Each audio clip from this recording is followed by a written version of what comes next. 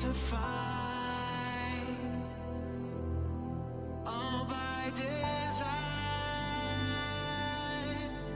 feeling all this power,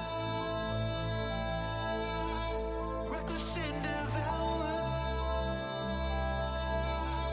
travel in the sound, never backing down, wanting to find more.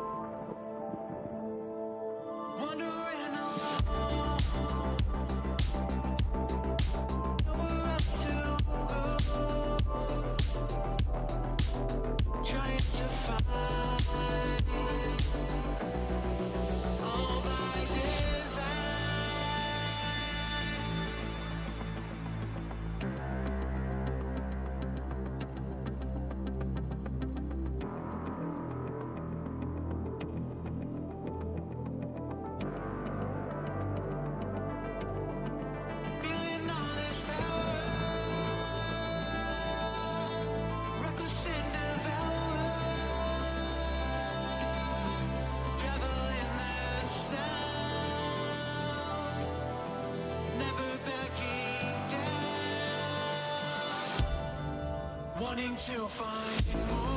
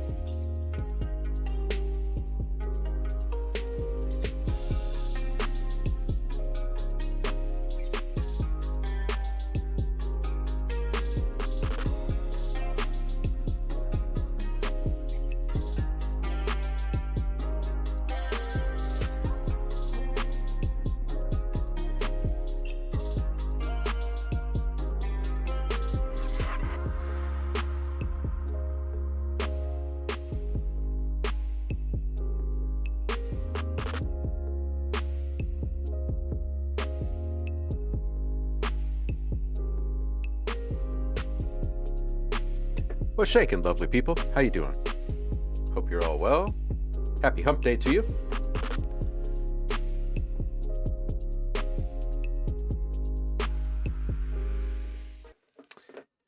So, I think I'm past the big library that I've been working on. So I think we're going to do something different today. I think we're just going to make some freaking music today before we charge right back into just knocking stuff out. I got to get some releases out for y'all.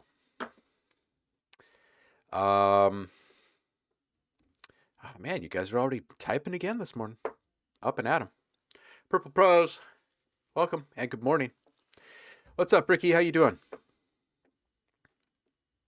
Paul, greetings from sunny Maryland, huh? I am in gray Portland. It's a mix of blotchy, dark, and light. Overcast. It's pretty dense out there today. What's for breakfast, Paul? Mr. Tambourine Man. Heidi, you're awesome. Miguel, how are you? Zeep Zanthorpe, welcome back, dude. Welcome. Saffron, hello, hello. How are you, dude? Foss, thank you so much for the love. 5 months, man. The hell? It's a bit of time. Hey, when did you start streaming, Foss? I was kind of curious.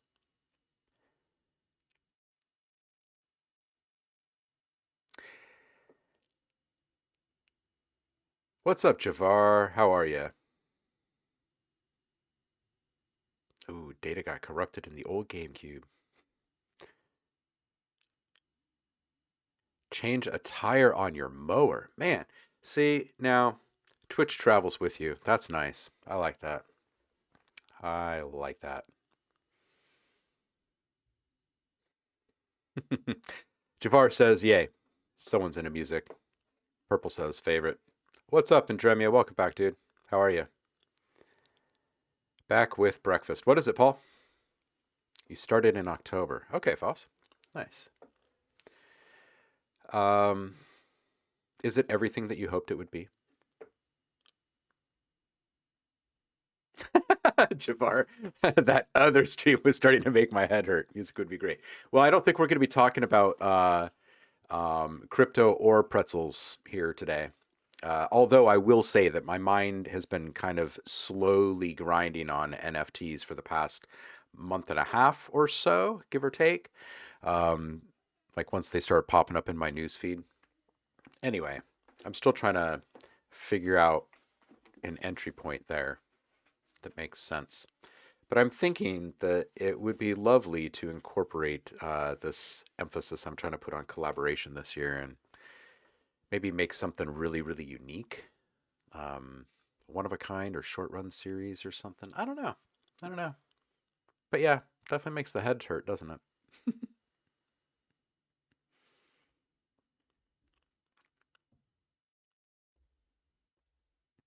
Ooh, ice cream with blueberries. For breakfast, Purple? Dude, blueberries are amazing. They're a daily consumed thing here in this household.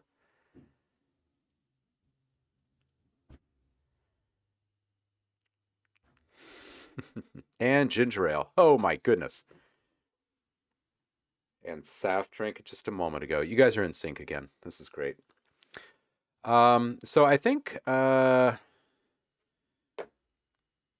should listen through this demo and see if I need to make any notes for myself, because I think what I'd like to do as soon as this stream is over is zip this up. So I think you guys are going to watch me double check my work here while I'm looking through files. And then we're going to make something. And y'all challenged me to another freaking techno challenge the other day. Maybe we'll make some techno. You know what? We could always try our hand at something new, like some forest tech. That got some comments last time it came up here. Forest tech, the idea of it. What are you guys' thoughts on forest tech?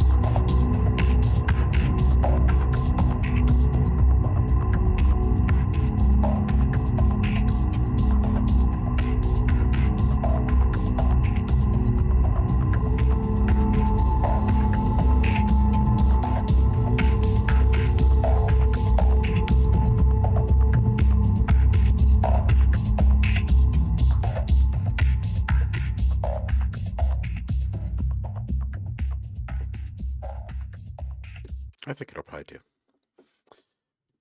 All right, so let's get out of this.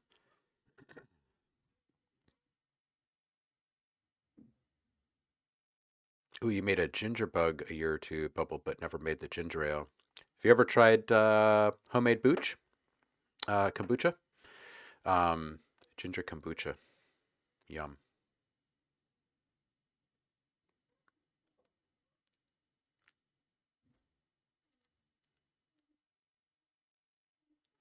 What's up, subvids? Yeah, and that oh, you did make some kombucha. Nice. Yeah, the natural bubbles that you get from like homemade fermentation is just they're so satisfying. So satisfying. Let's make some music. Um,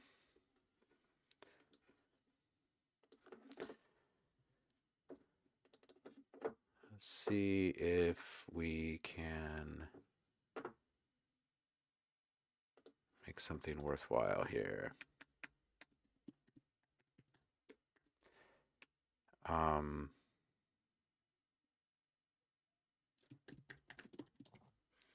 I guess we could do a little bit of feedback as well.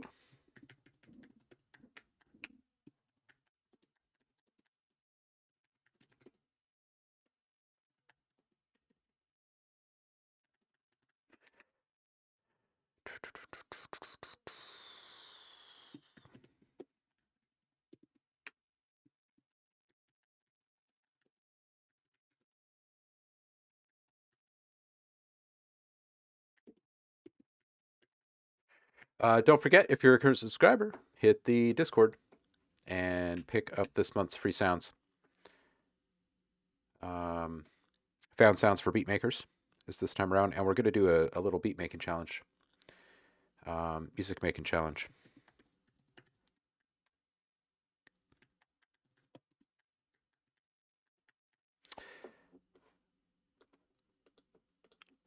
We'll vote on the last of that stuff today, so y'all can get started on doing whatever you're going to make, because making stuff is fun and cool.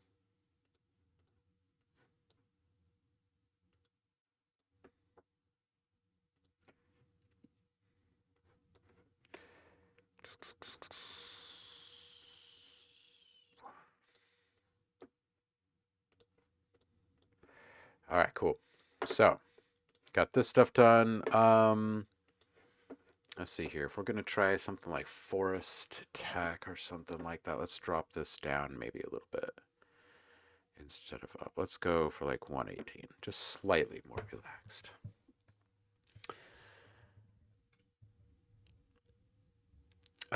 Zeep, actually, you know what? I just closed the demo track. I listened through it one time. I think it's probably set. I try not to overthink these things too much because I don't even process sounds. Like straight up, I don't even do anything in my demos. Like, oh, I put a small amount of reverb on something. Oh, it was this tiny little thing. It needed to be creamed out, last in the air for like an extra half a second or something. But seriously, just EQs across the board, and that's it. So I tend to just like stack stuff up in a fairly linear path for the most part. If it's more like sound effects, one-off sounds, kind of ephemeral type stuff, and let the sounds stand on their own. So yeah, we had this open for all of 5 minutes, and now I think I'm gonna make some music.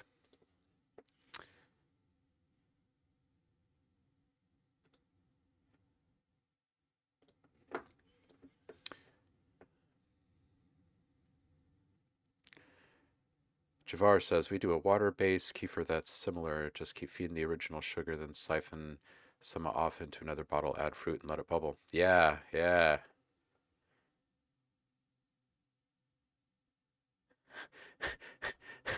Your dentist kombucha shamed you. He wants to block again.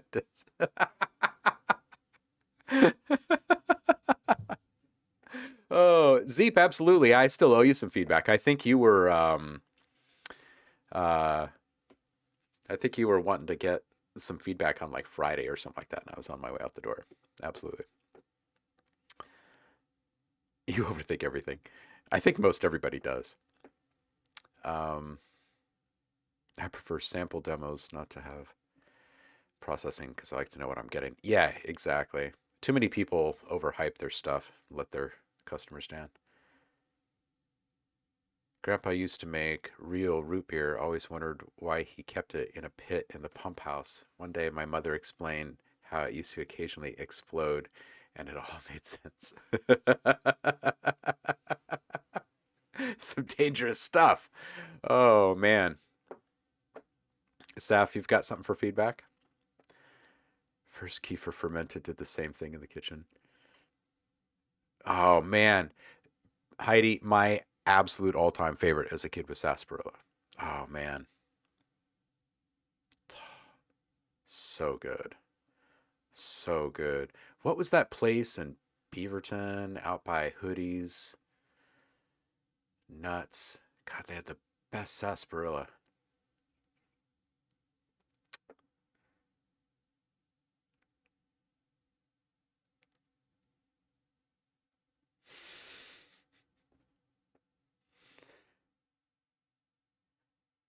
Exploding root beer probably does taste amazing. Man.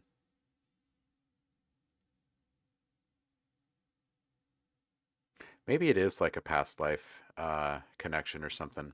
Yeah, it's like like real cream soda and real sarsaparilla when I was growing up. Those were my jams. We had a good connection for that.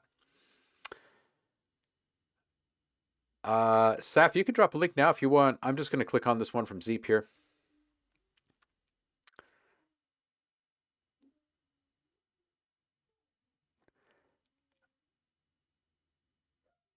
No, I'm not thinking. I'm not knowing what movie you're talking about, Saf.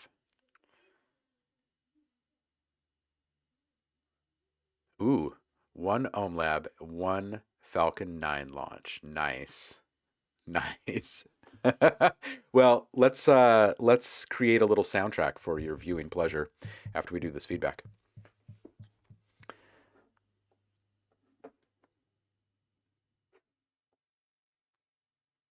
What is what is this movie, you guys?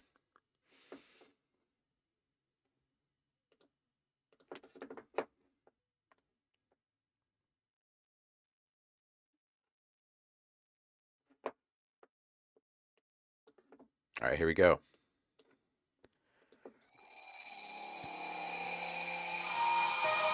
I have been waiting all of my life for you to come along and make everything alright. My body's shaking right through my bones. So take me by the hand, please don't leave me here alone. And I wonder if you know just how I feel. I feel, yeah. And I wonder how I know if this is real, is real. 'Cause I want you to save me, just please save me, save me. 'Cause I need you to save me, just please save me, save me. 'Cause I want you to save me.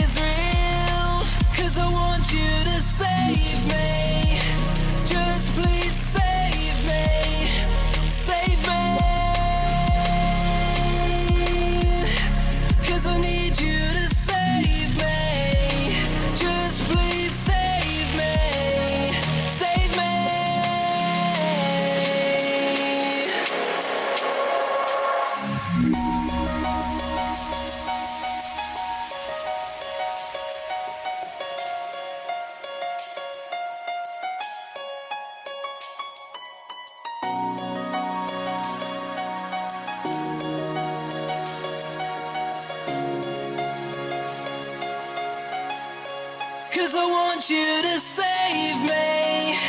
Just please save me. Save me. 'Cause I need you to save me. Just please save me. Save me. 'Cause I want you to save me.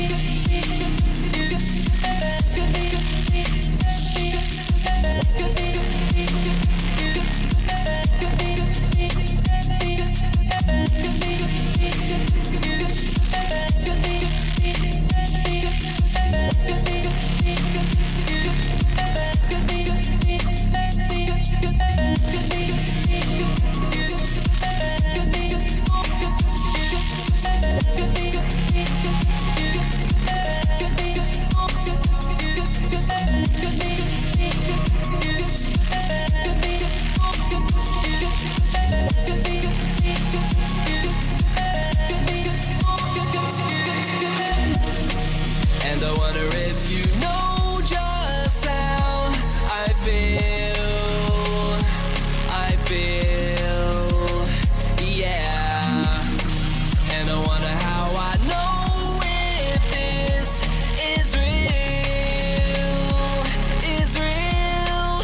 'Cause I want you to save me. Just please save me. Save me. 'Cause I need you to save me. Just please save me. Save me.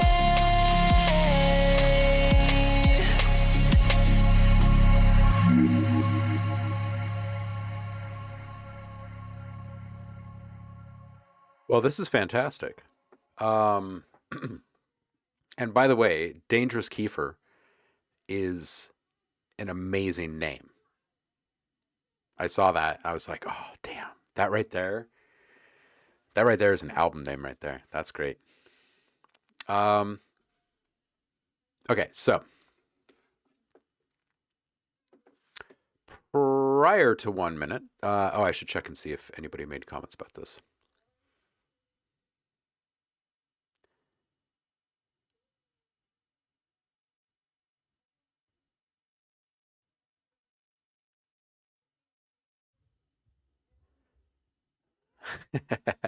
Okay, so prior to 1 minute, the low, the bass could use just a touch of saturation, a little harmonic excitement, just a touch, something that will help people hear it clearly, as like a nice warming element, um, across different types of devices and headsets. That's all. Um, Overdrive would do it. You wouldn't have to actually alter it with like distortion or anything. Just a little bit of clean, clear overdrive. No drive added even. Right. Just pass it through. Target. Um, it's a really warm sub. You could give it a like a 1 dB boost with a gentle EQ curve at like 85, and then saturate it with a clear overdrive and target like 4,500, give or take. It'll probably sound great.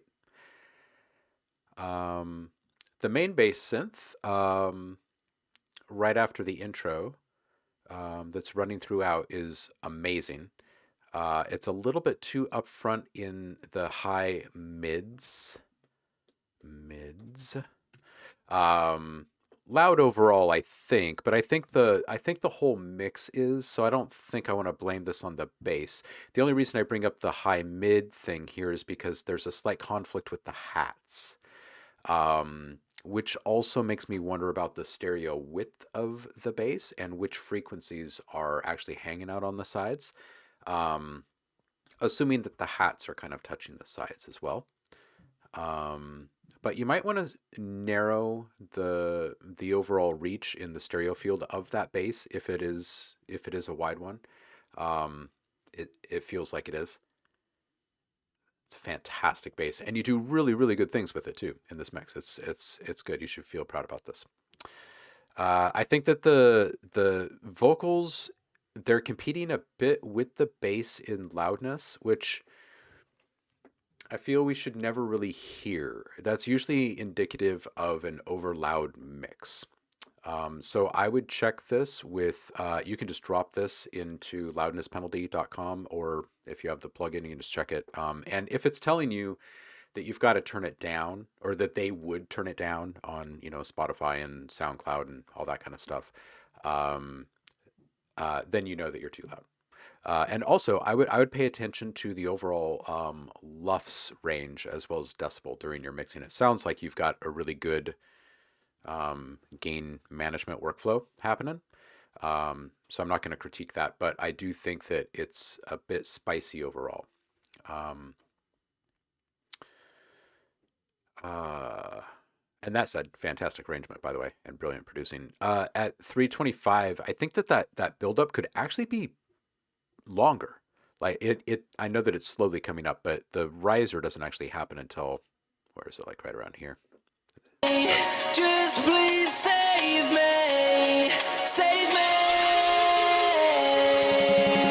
For as full as the production is, this feels a little empty. I know that this is the point of a breakdown like this, but it feels a little empty in the middle, and maybe a really subtle secondary riser that runs that whole, 16 bars or whatever it is, until everything comes back. I think it might give you the tension that a big drop like that should have.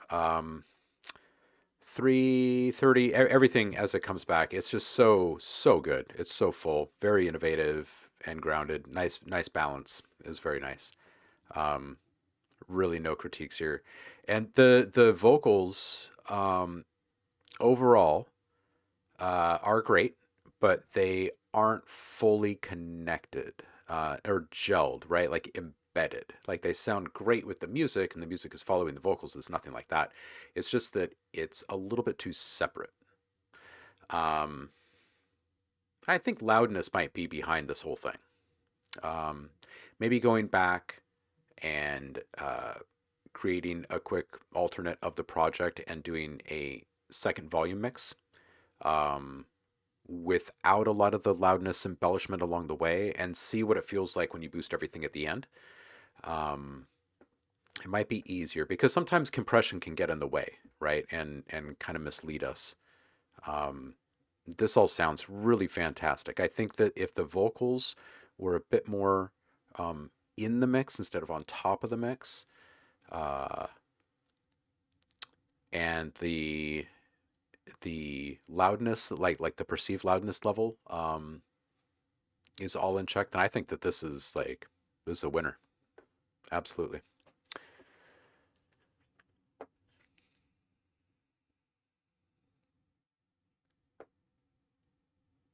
Swamp is back. How you doing, man? How's life? How's the gig down there?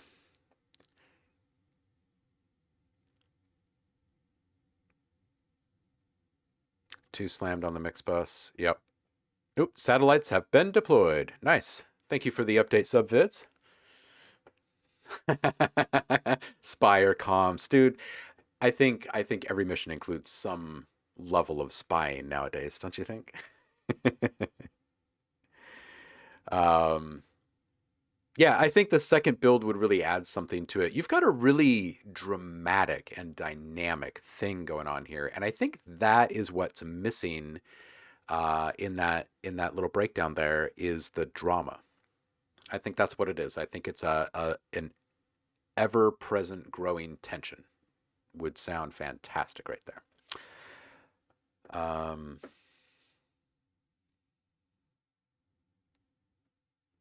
internet communication system. But he's a tech director for Federated Wireless.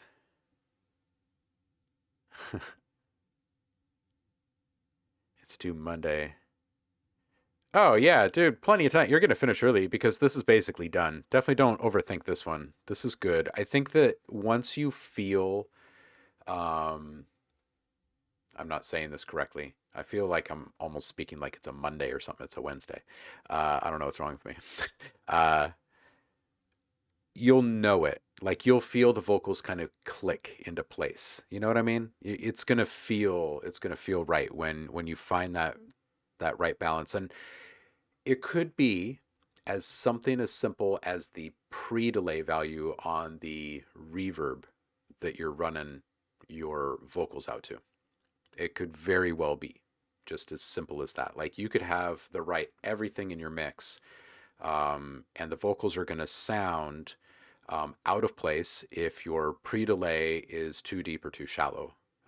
And it comes down to, um, believe it or not, survival skills for us. We rely upon our brain's analysis of specific relational values, like spatial relational values, uh, to clue us into the fact of whether or not there's trickery afoot, or if what we're hearing and perceiving around us is legit. And so when we hear things, the the the the echo response time is not in line with what we're experiencing, our brain discounts it and it doesn't feel right. Something's up, and it's difficult to start to put words to until you start communicating with other people about it regularly and using words, because words are freaking important and powerful. But it's a thing. So when you come across these moments where you're like, oh, everything is great, but there's something, like those vocals sound great, but they just don't, there's something. A lot of times it comes down to one of these really, really nuanced things. So for what it's worth. Swamp is saying, I'm essentially in a personal slice of heaven on earth. Oaks, hills, streams, manzanita, redwood, ganja, the whole. The local beef producer is literally our neighbor, and I drive by the cows every day and see how happy they are and how well they're treated. Dude, that's how it should be. That is how it should be.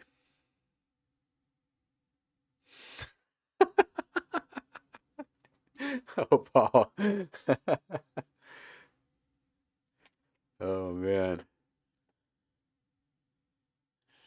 Don't get too friendly with future dinner.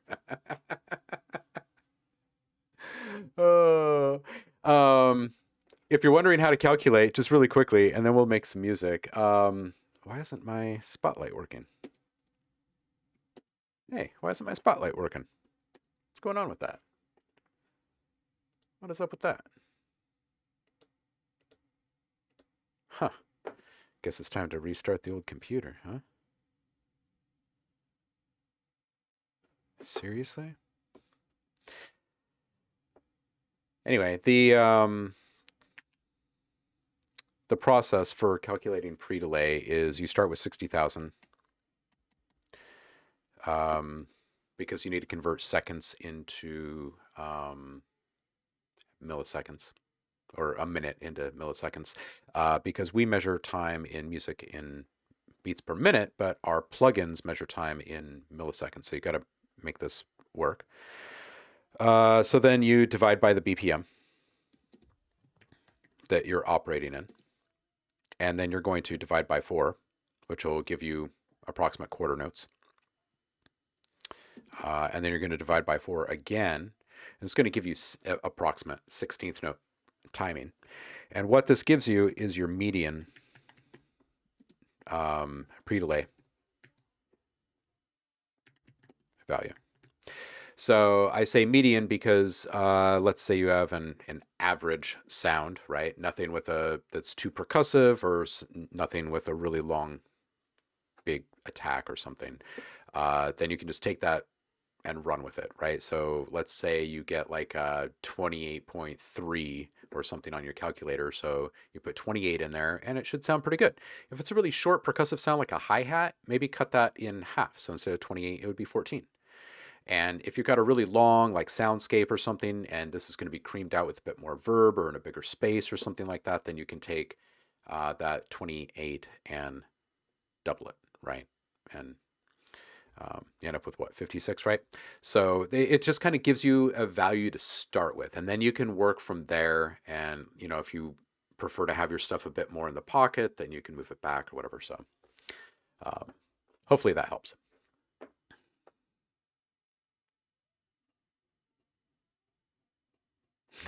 Pre-bless.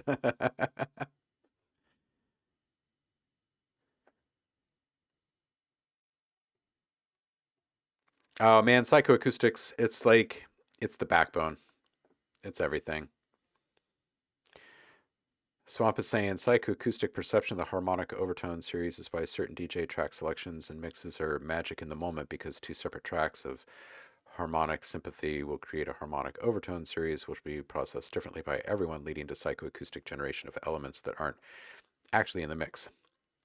Stuff endeared to you and only you. Oh yeah, this is precisely what the library that I just finished building is kind of built around, like this concept of just layering all of these. We kind of think of them as like atonal sounds. They're not atonal, but not assigned a tone at creation, shall we say. I went through and I felt great joy a couple different times, you guys. One was going through and removing all of the key information, and even the BPMs. I went back, I removed all of that stuff from the drones and the atmospheres just to make it even more of an immersive experience for the people. Got to use your ears, right? Uh, and then the other thing that's awesome is none of these stems touch 0 dB. None of them. They all have lots of headroom. It's freaking great. Love it.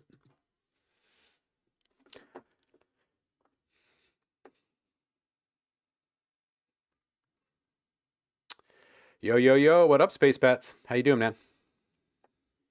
How are you? Yay, headroom indeed. Yeah.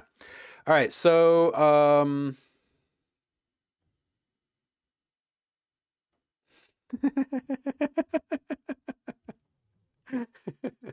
how did you know my wallpaper is a satellite shot of Waikiki? Oh man.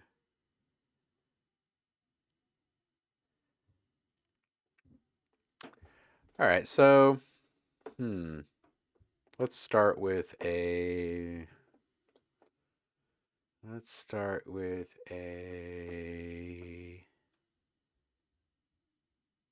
I don't know that I really want a serum sound in this. Maybe we'll make the bass in serum and we'll make the stabs in massive. We'll split the difference. Just some simple chords.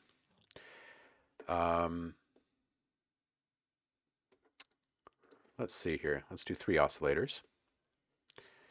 And we'll make one of them the bass chord, or note, rather.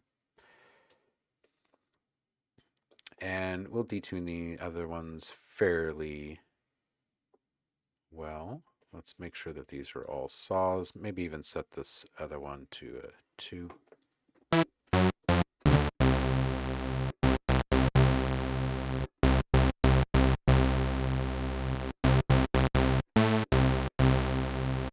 Maybe this one should be a 1 and these should be 2s.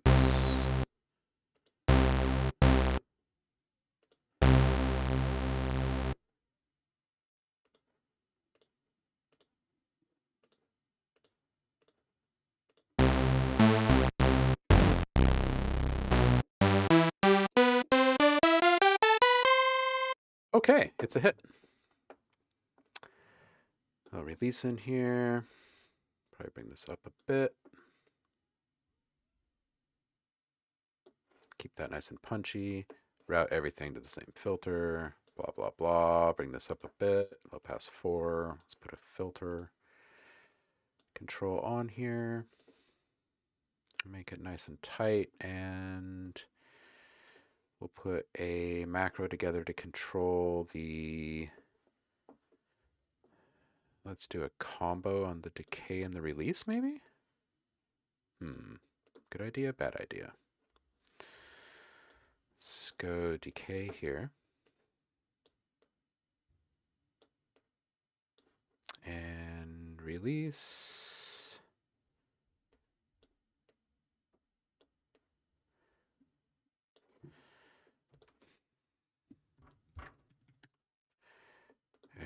this is DK.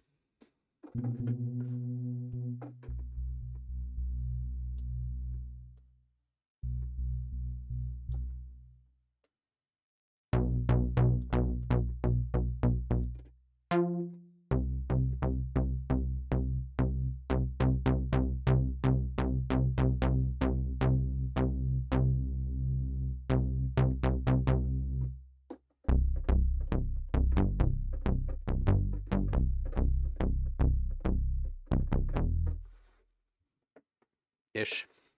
Okay, and then we'll probably also want a filter control on this, right? So I'll push that up and around, put a filter on here. Filter, and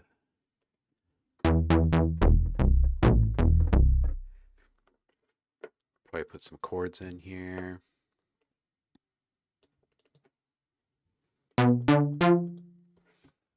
We can set this up with a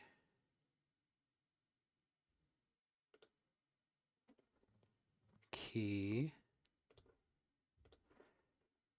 And what do we want here? Like a F minor maybe?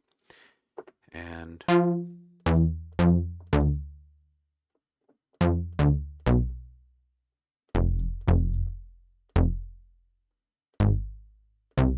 something like this. And let's put a fair amount of velocity control on this, so we can take advantage of that.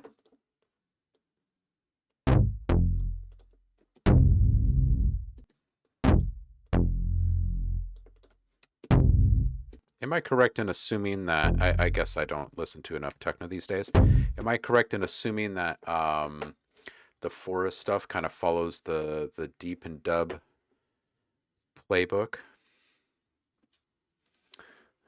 Yay, headroom, max headroom. Yeah, Rain. Oh man.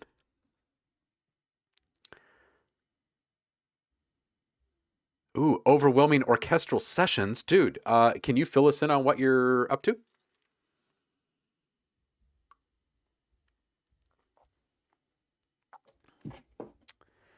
Orchestras have too much going on for my little bat brain.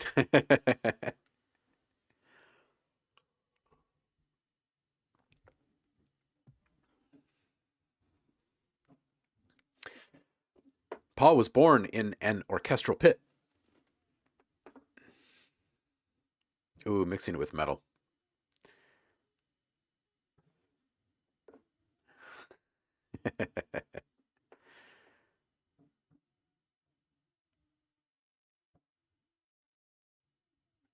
Drink sarsaparilla in Virginia City. All right, so the next question is, are we going to go old school and put this directly on? Or are we going to go new school and run this out to an aux? Let's see. Let's give this a little bit more feedback here. And let's go with I want...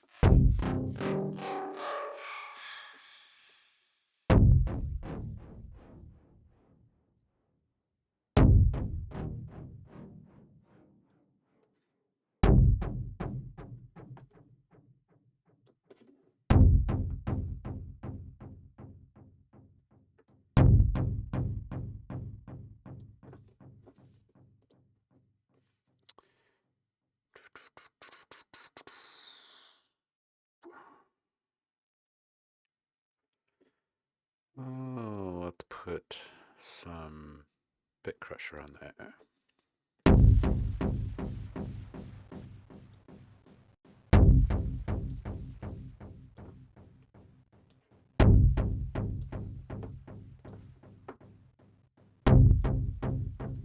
All right, and now let's just tighten this up and move along.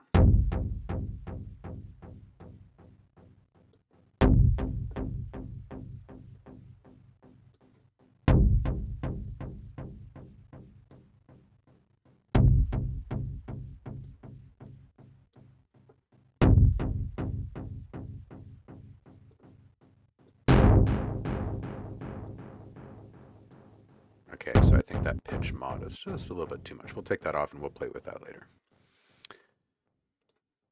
All right, so we got this one, and let's put a little resonance on here.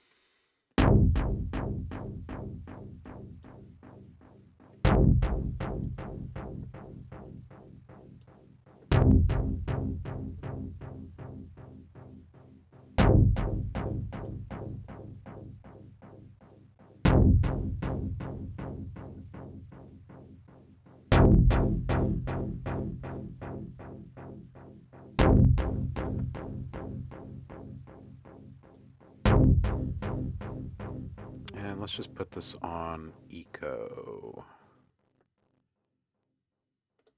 A little extra analog kind of feel.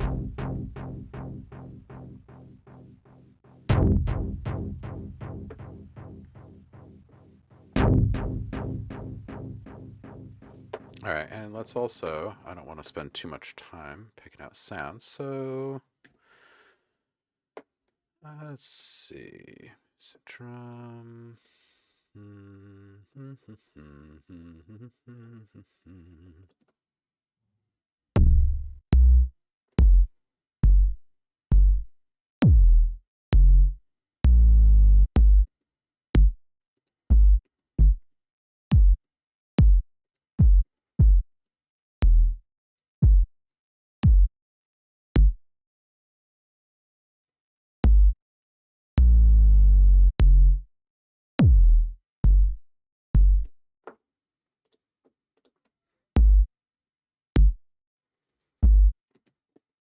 Maybe a really low one.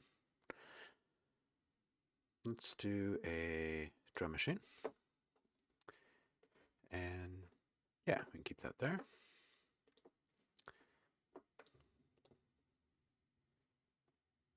Oh, you know what? I never do this. Maybe we should use a pattern region on this one. I never freaking use the step editor. All right, let's do this. This is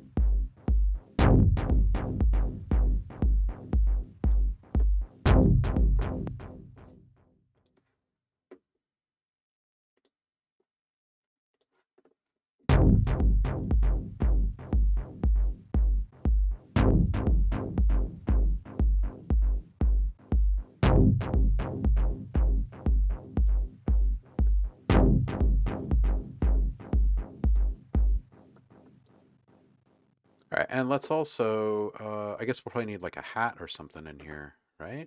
something? That's usually what comes next, right?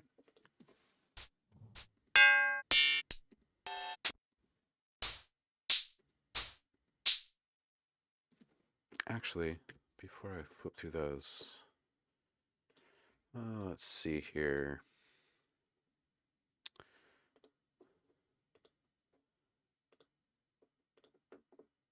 Oh, we should get a poll up about the challenge this month.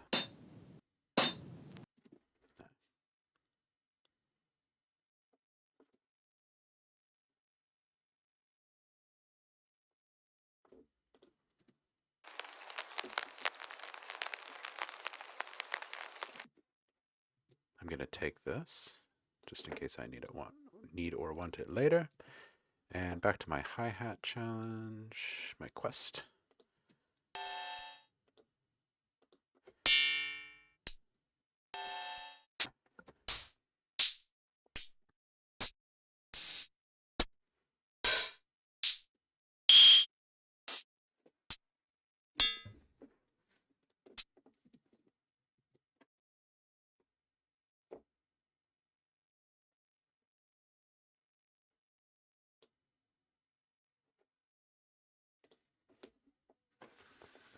Okay, so let's do the same one here. Let's do a little pattern.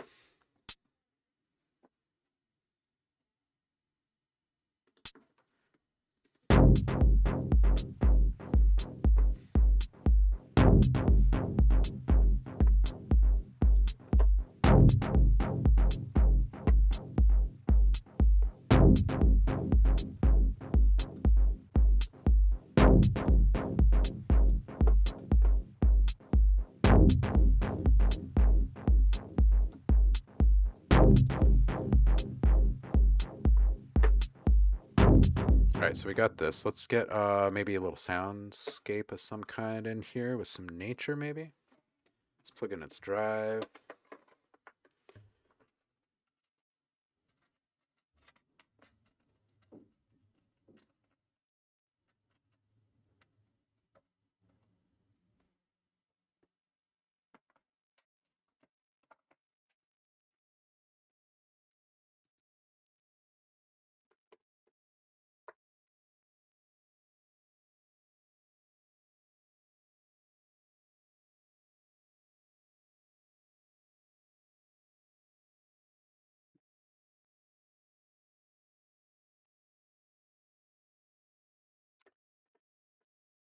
Okay, let's see, what do we have here?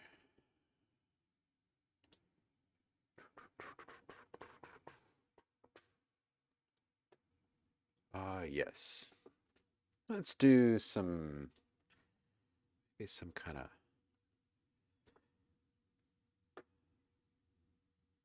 What are we feeling, you guys? Do you think you feeling more like old growth forest, or maybe like a harbor?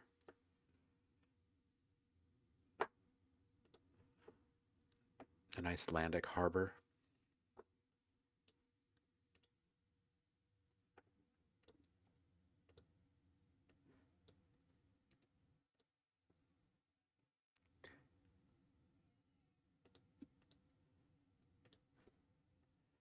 Da, da, da, da, da, da, da, da.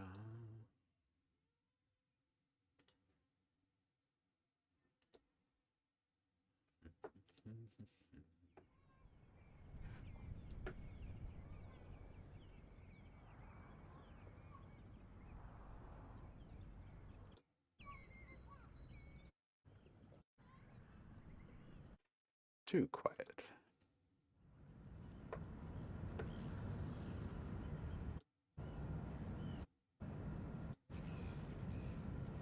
That's kind of nice.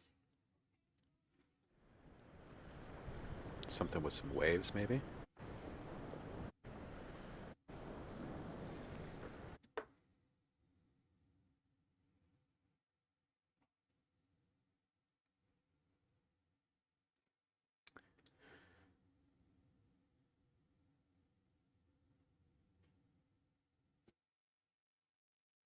Oh man, you guys are busy in the chat. I just looked over and boom.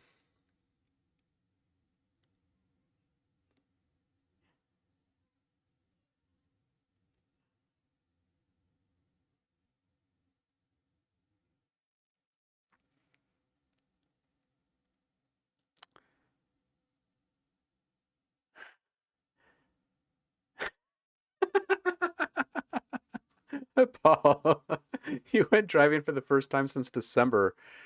Oh my goodness. Yeah, it's kind of weird getting back out into the world, huh? That is a good mechanic if you got there.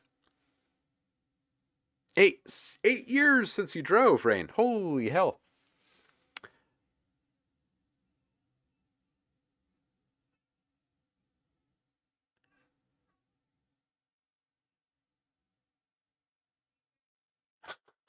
Jeez. Oh man.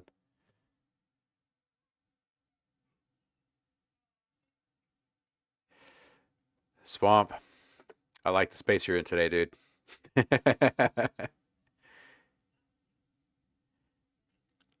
I'm just reading your metacognition conversation here. It's good stuff. What's up, Zamerits? How you doing? Haunted Harbor. Okay. Okay. So you guys are thinking more of a harbor, huh? Amazon River Jungle, says Paul.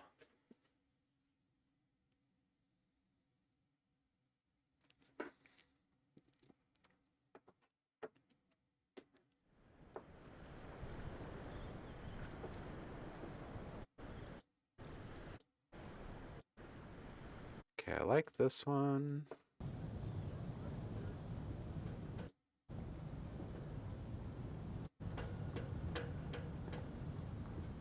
I'm always a fan of these where you get subtle hints of traffic in the background distance, because once you add reverb to those, it sounds kind of like water as well.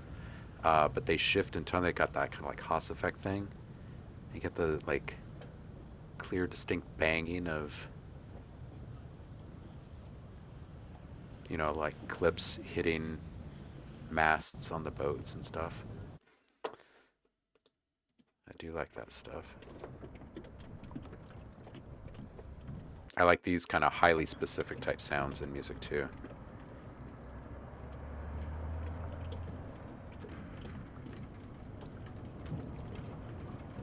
They make for a really nice texture.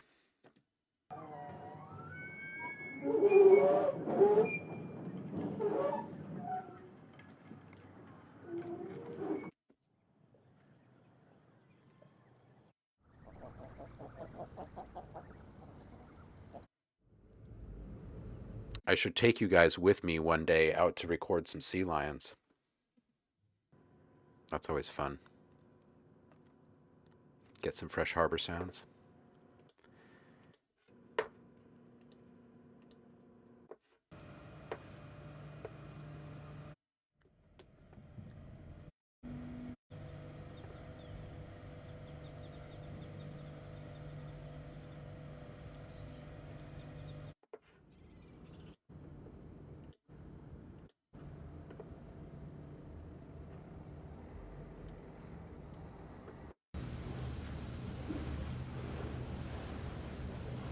I think I like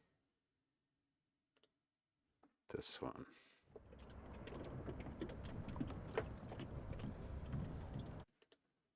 And this one. I think I might play with these two.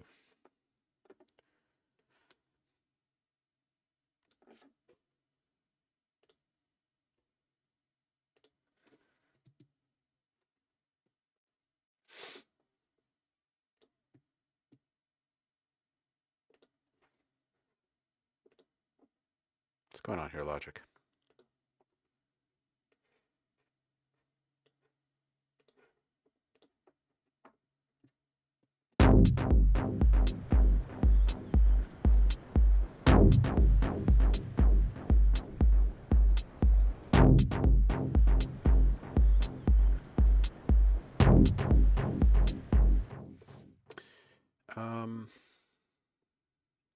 So I'll need a base, right? I'll need a base.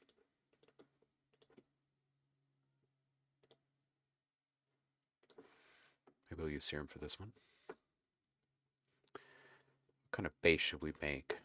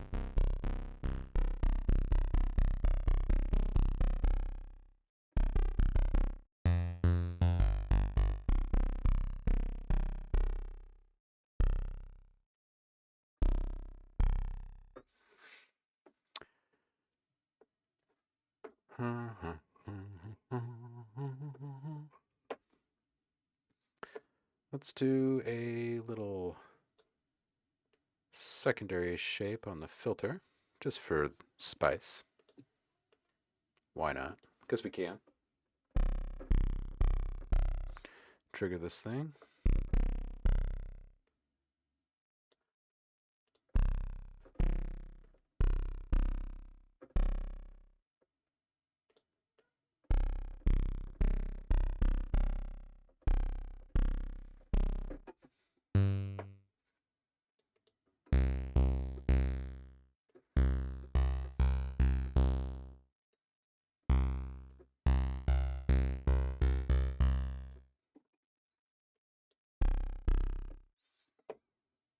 Why is this not? Oh, geez.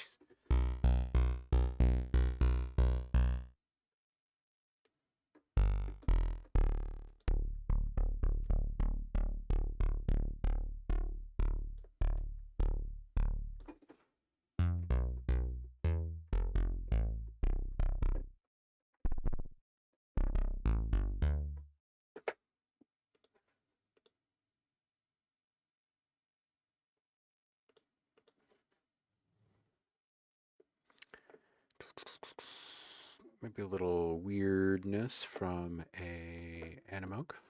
And just FM that in.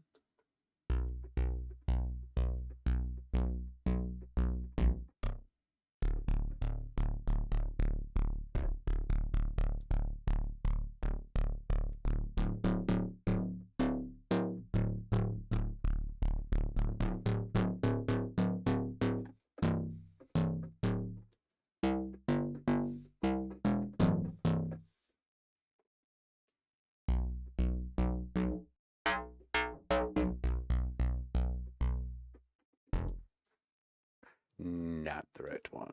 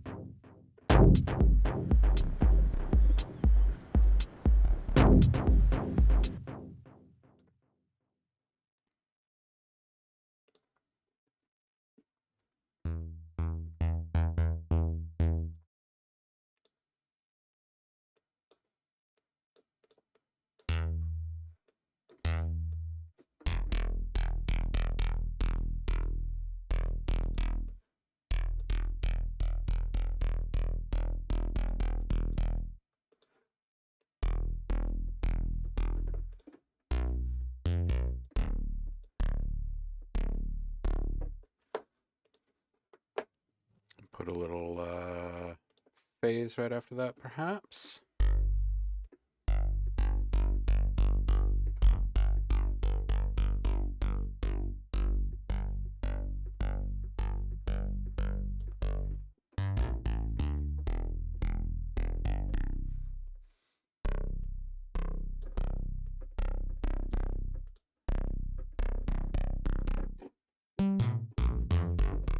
All right, and what else should we put into this thing? Maybe some kind of pad. That would make some sense, huh? Ah, Saf, got some stuff up for feedback. I'll click on that in just a sec.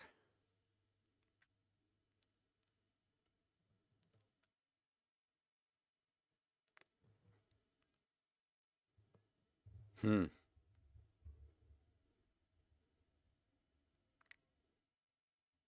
You know, I'm seeing a lot of people saying that same thing right now, Javar.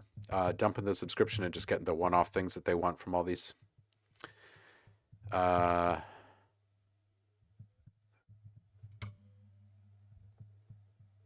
ooh, what is this, subvids? What do we got here? Oh, yeah, some nice inspiring images here. Dude,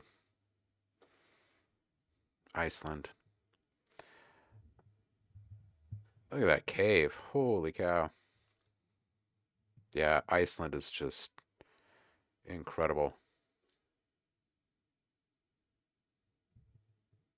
Man. Yes, I would really, really like to go to Iceland and make music. I've always wanted to go to Iceland and make music. Not with like anyone or in any specific place necessarily. Just I've always felt like it's got to be one of the that New Zealand is another one of those places that I've always looked at and been like, man, I'd find some inspiration there.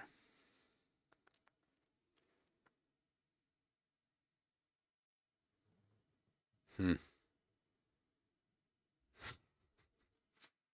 So Game of Thrones.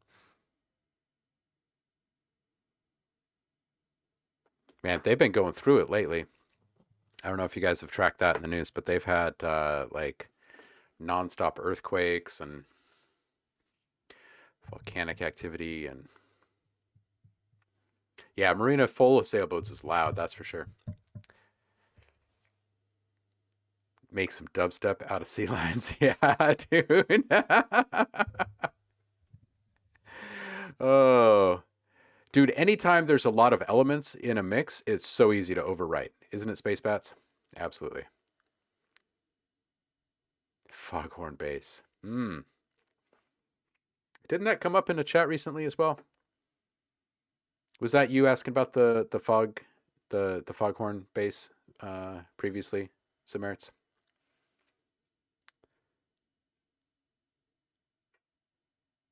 Yeah, sight reading is tough. Ooh, big rainstorm. Actually, a big rainstorm would probably sound great with these chords here.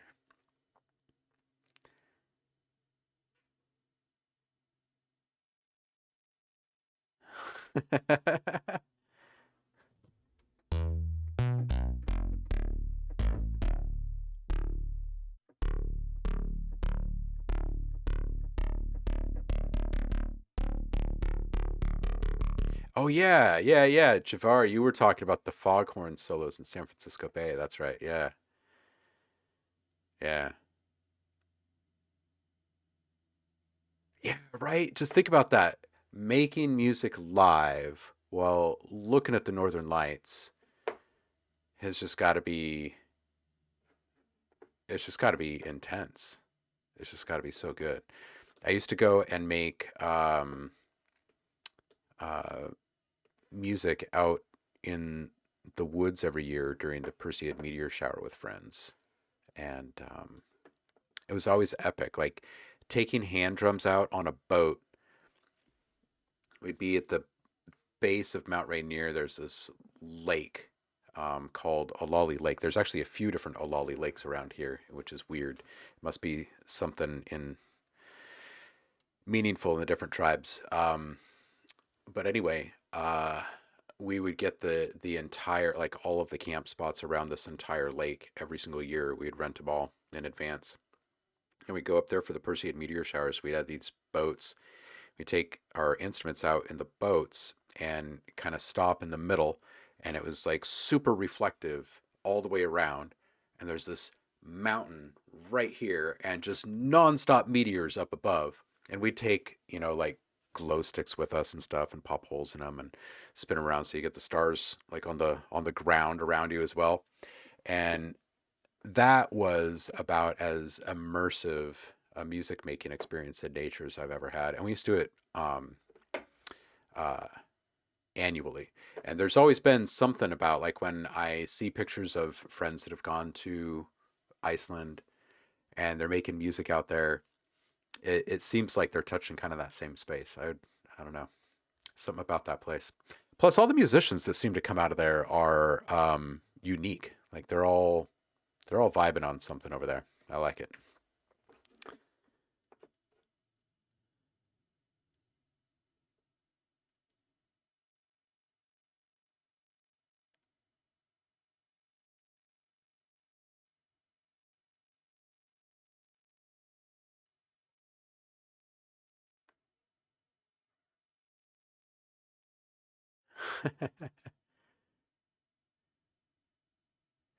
Music, likewise, is constructing an atmosphere out of vibrating molecules in a pattern and in harmonies which are both useful and pleasing.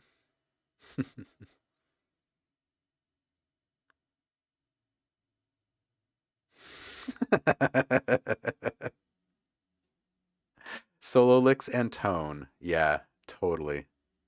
Totally.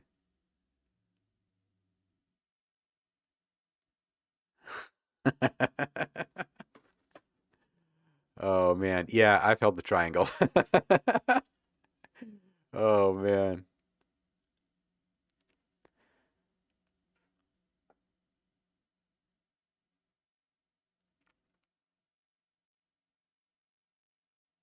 Hmm. Yeah, it is complete and total bliss, especially because the showers last for like a week, so it's pretty great. All right, so this Saf, this is your link that I'm clicking on. Um, sorry,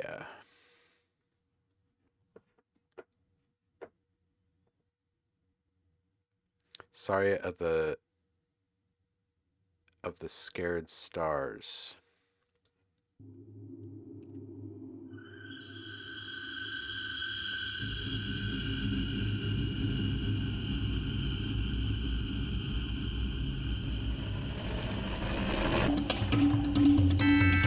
اهدنا الصراط المستقيم صراط الذين أنعمت عليهم غير المغضوب عنهم اهدنا الصراط المستقيم صراط الذين أنعمت عليهم غير المغضوب عنهم اهدنا الصراط المستقيم What's up, صراط Nate? الذين أنعمت عليهم غير المغضوب عنهم اهدنا الصراط المستقيم صراط الذين أنعمت عليهم غير المغضوب عنهم اهدنا الصراط المستقيم صراط الذين أنعمت عليهم غير المغضوب عنهم اهدنا الصراط المستقيم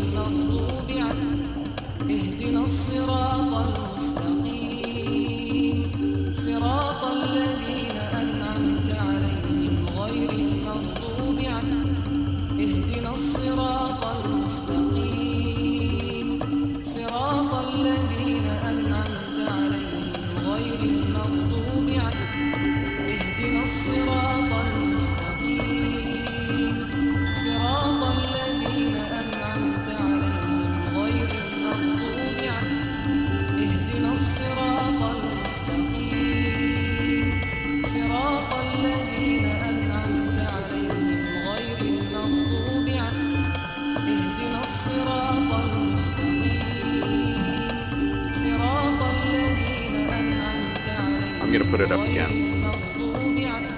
This one's a little different.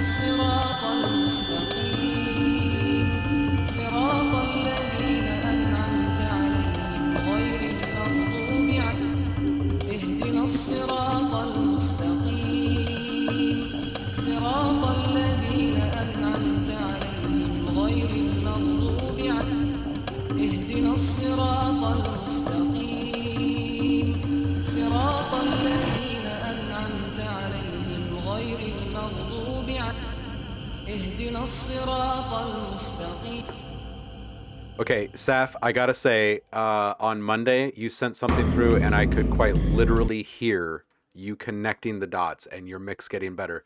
Same with this one, other than a little bit too much low being in the subs being in that intro verb at the very, very beginning. It's really the only thing in the mix that stood out as like potentially problematic. That said, it's a fairly isolated thing when it's happening, so I don't think it's necessarily a mistake by any means. And it really helps to catch the listener off guard with everything coming in. So I applaud you. This was great. This was great. The last couple things you've sent through are really feeling more organically gelled, and yeah, you should just feel good. You're hearing things and acting upon them with greater intention right now, and it's really freaking fantastic to hear. All that said, this falls into the art category, dude. This was fun. This was fun. I really like the constant juxtaposition. Absolutely. And what the heck was that Foley noise? It came in a couple other times later, but right around 2 minutes on the nose, there was like this little noise scrape. Yeah, what up, Nate? Thank you for the love, for the sub, and for the host. I appreciate you.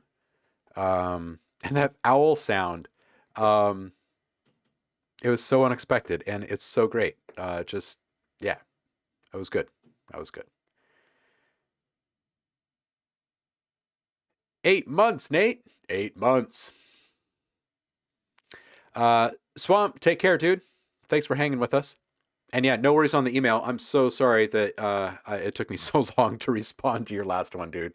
I think I'm officially caught up now after being out for a couple of weeks. So I really appreciate everybody's patience as I've been getting back to everyone slower than normal lately.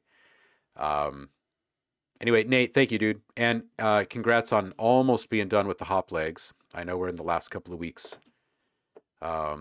before it drops. How's the demo coming? And are you going to have anything to share with us today? Swamp, you're great. Y'all are great. Latitudes have various color waves. Equator is red. Get to around Iceland, it's more indigo and violet vibes. So Heidi, how does that translate for me creatively? Moving away, because when I was living around the equator, I was in constant motion. I was building stuff. Like that's when I was still building up ADSR, and it was a totally different vibe than places that I've lived up north. And I love Alaska, and I'm assuming that I would get similar vibes. Alaska is really the only other place that's really felt like it could be a creative home for me besides here in Southeast Asia. Dude, Saf, people like your stuff, man.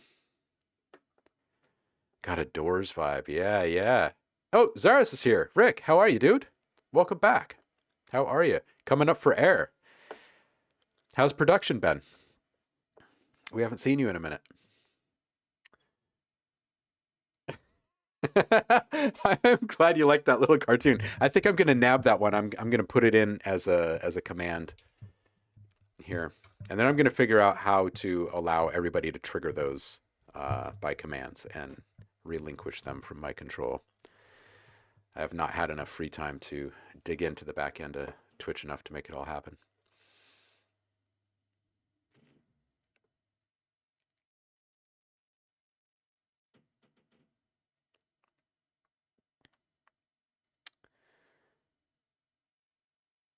Still tranced out. Yeah, absolutely. Yeah, Saf, dude, that had serious vibe to it, man. But the one thing I noted while playing the game is that it needs to be in a way better bedding. Nate, are you referring to the notes that that I made the last time you brought it by for feedback? Yes, red is building foundations. Oh, so that makes sense. So that's why I was so good at building up networks and destinations and stuff when I was living in Asia, huh? Yeah, of course. Okay. Yeah, dude. I'm always down to hear more stuff. 3 new big packs. Congrats, Rick. Dude, that's freaking awesome. I've just completed the first big one that I'm sending over to them this year, the Dark Cinematic Textures one. Red is passion, huh? Oh, good. You had a lot of the trills and whatnot. Cool, cool. But some of the human element with the strings haven't gotten to.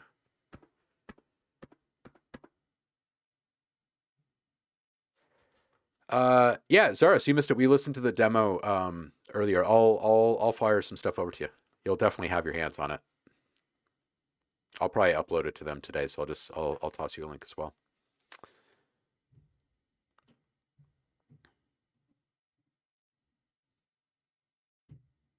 Red makes you push through. Rawr.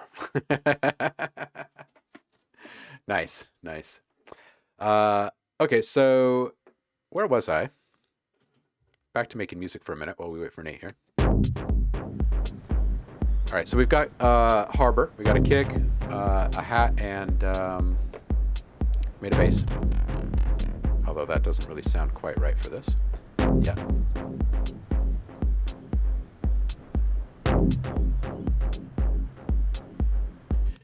And our, let's see here. A little LFO in here.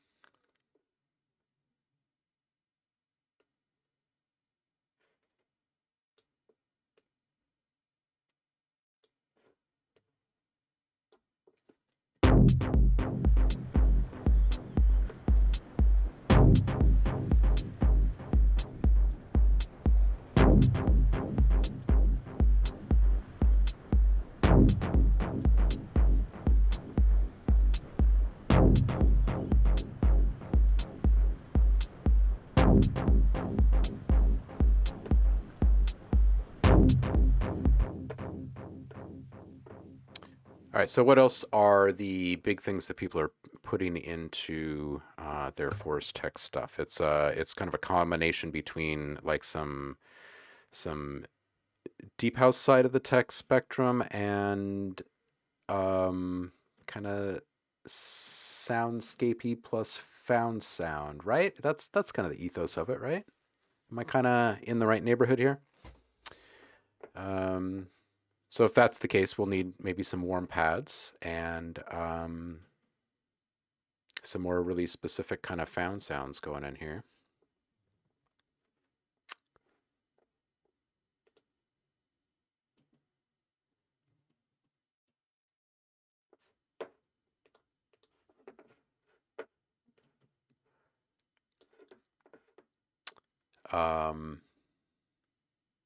Level red sky, epic. All right, here we go.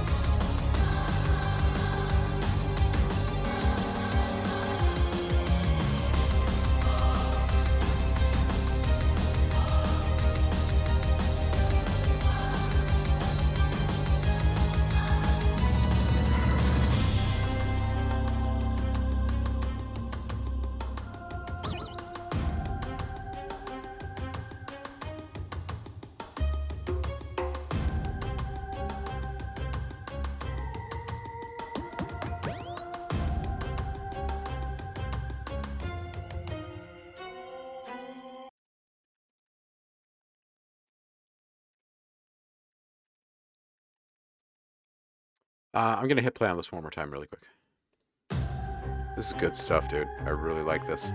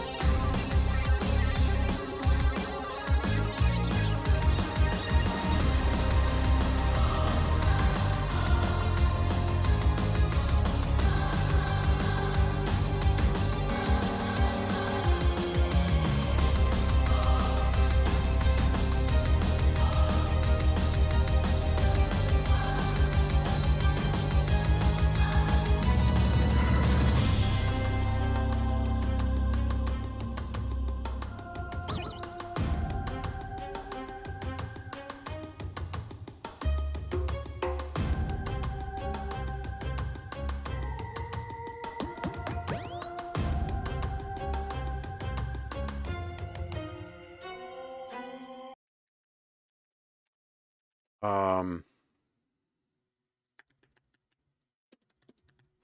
all right, so this is good, dude. This is good. Everything that you've made for this title is freaking great. I bet Kev is so happy.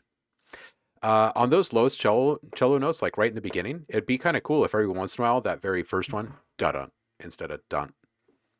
It's just a bit more gripping and driving, right? Very cinematic. Um, maybe just a touch more in the mids on the bass, so people can hear it nice and clear on their phones. Um, the choir sample, maybe just a little bit more attack and release. I hear what you're saying about like the humanization stuff, but I wouldn't try to take it too far away personally. Just because, you know, it's got a serious like silly cartoon thing going. Um, that said, I do think that the boingy zappy synth might be just a little bit. It's calling a lot of attention to itself, um, and it really stands out as like the big digital um, element when you hear it. So it might need a little something. Maybe just like a smooth shave of some top frequencies right off. Um, oh, around 120 or so, when the fight sequence is really heating up, the mids do seem just a little bit muddled here and there in the places. So I think that um, you might need to go in and take a look at your EQs on each one of those elements and perhaps move one or two things out from the middle a bit more just to regain a bit more control there. And then last little piece of feedback, that kick, it's good. I'm wondering if a transient master, not used to add anything to it, but just reduce the size of um, the decay of that kick sample just slightly. Um, help to keep it in line and super punchy. I think that's all I got for you. That's good stuff, dude.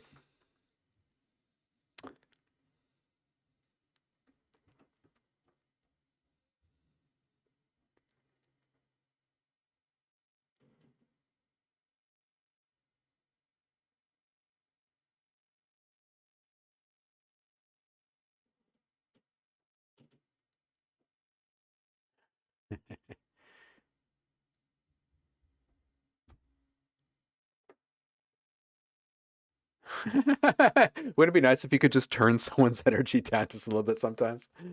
Oh man.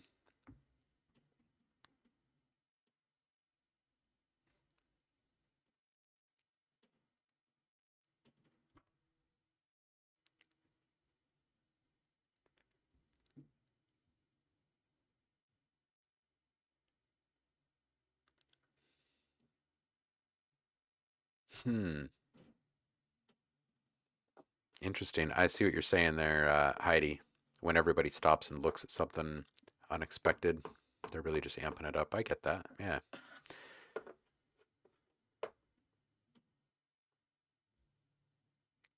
Best to cut the cords of attention when it's too much, right? Yeah. That is so Heisenberg.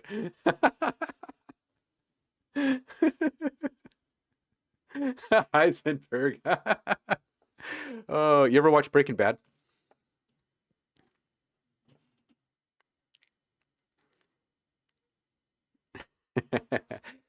Nate, no worries, dude. Always happy to help and always really stoked just to hear what you're working on, dude.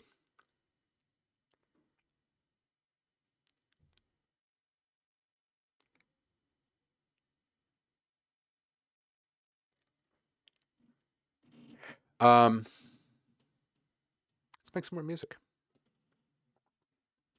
Dude, this game is going to sound great from beginning to end. It's just going to sound great, dude. You should be feeling quite a bit of pride right now, I think. What do we got for pride?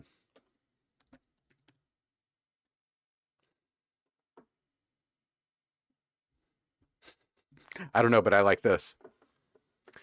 I'm going to give you a quick shout out here, Nate, because if people aren't tuning into your stuff, then there you go. Maybe we can get a couple more people going checking you out.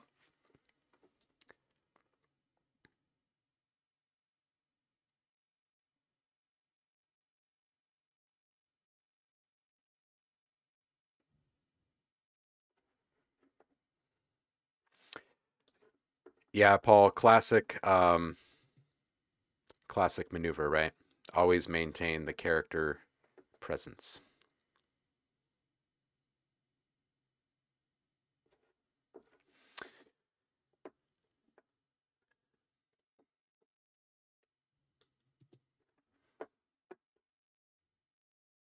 Theater Music 101, right?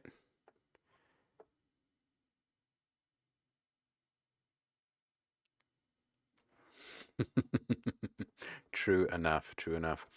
All right, so we're gonna need some kind of like a washy warm kind of pad too, huh?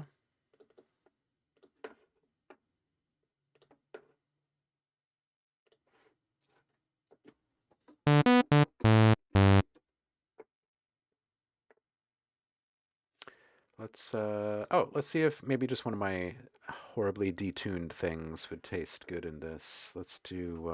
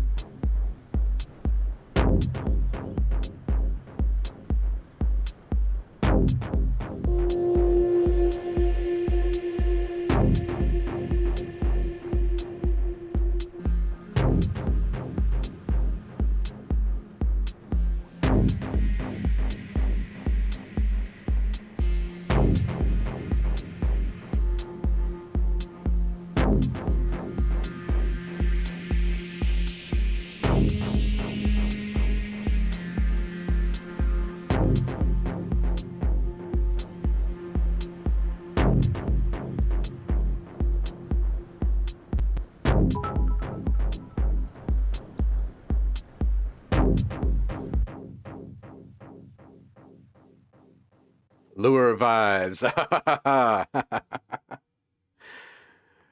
Dude, you bet, Nate. No worries.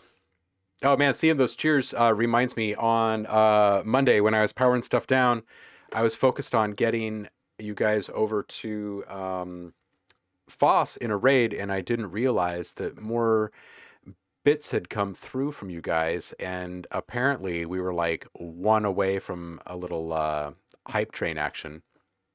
I walked away from the screen right after I did the raid on Foss's channel, and when I came back, the screen had frozen, like the dashboard screen for Twitch had frozen um, with the little hype train impending alert notification thing there. Um, I couldn't get the damn thing off for like 20 minutes. Like no matter what I tried.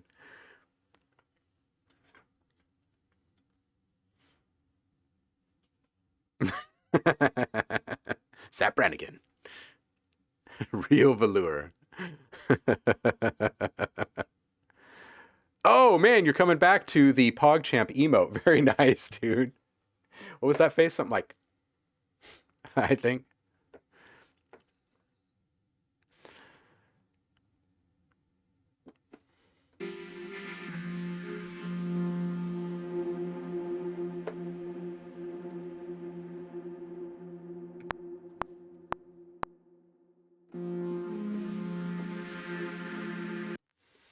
All right, let's see where we can put these notes where it might make sense.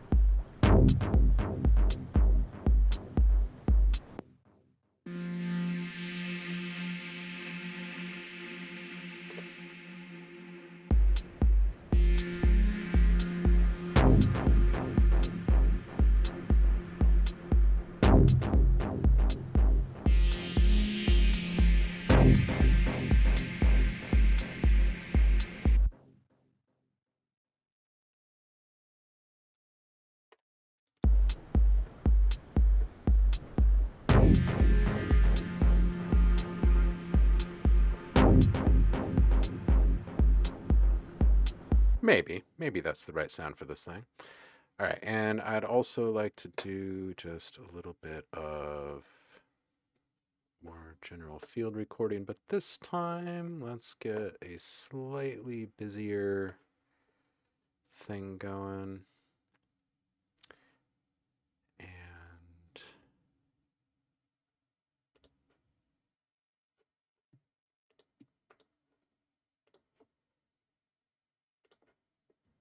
let's see.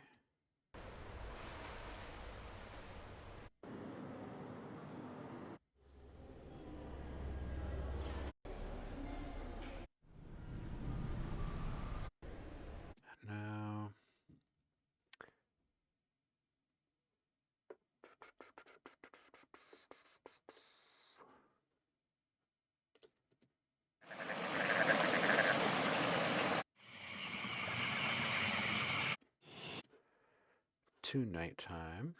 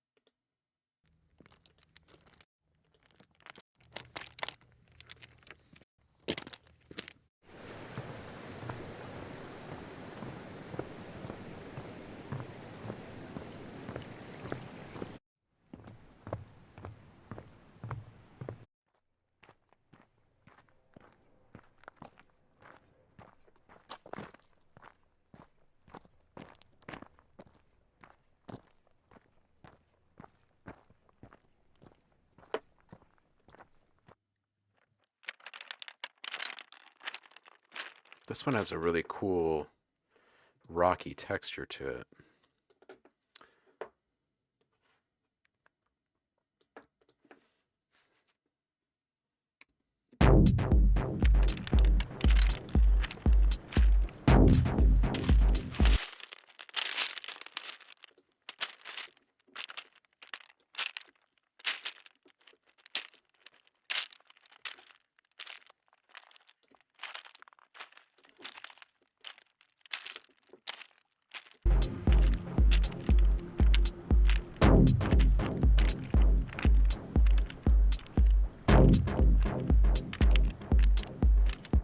What would this feel like if we stretched it out just a little bit?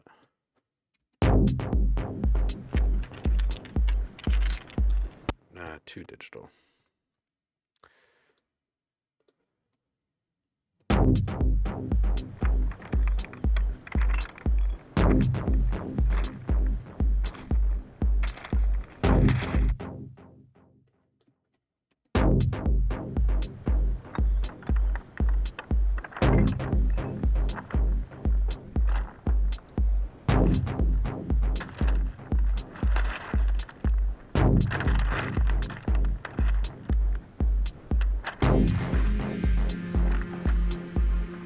Yo, what up, Polly?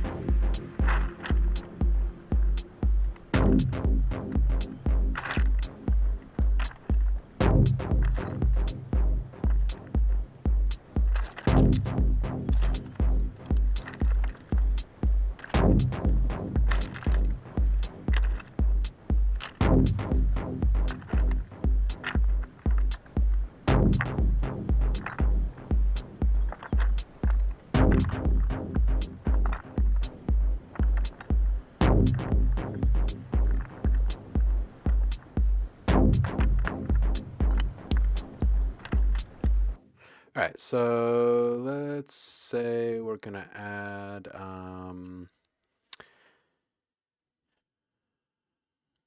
what if this tiny little guy only appears every once in a while, but he's got a massive delay situation happening? Huh? We can kind of play with some feedback. So instead of the dotted eighths, maybe we bring this back to like a dotted quarter and maybe even a dual.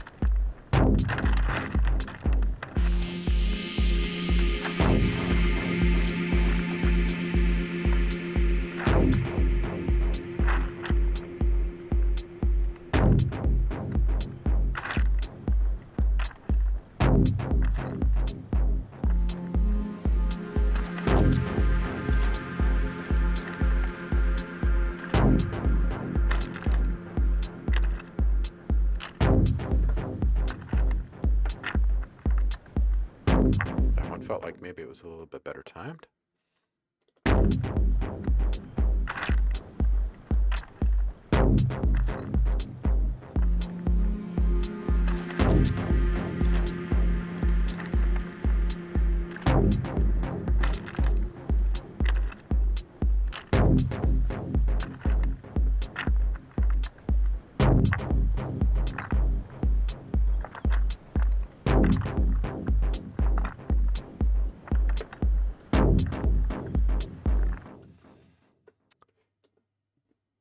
We'll stumble into whatever this track is going to be here in a minute, I'm sure.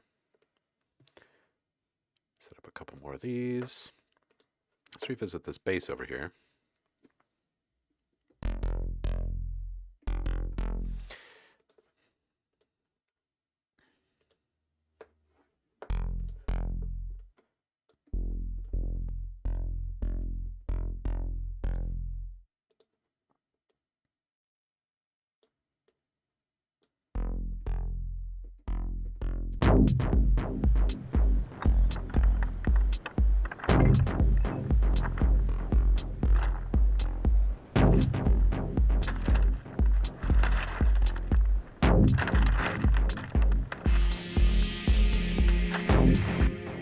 Let's just jam on this for a minute.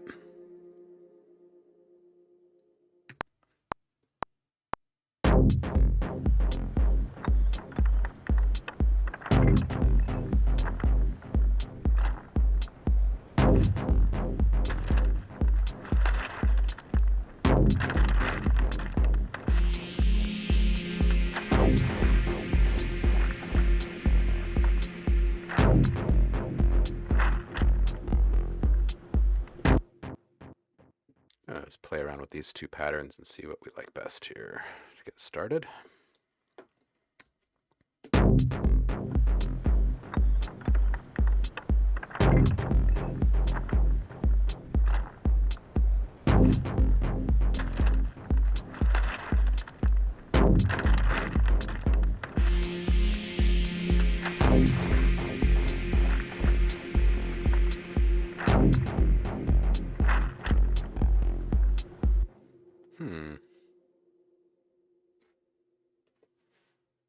That actually kind of works. What if we just, let's see here. Scissors. Let's cut this one here.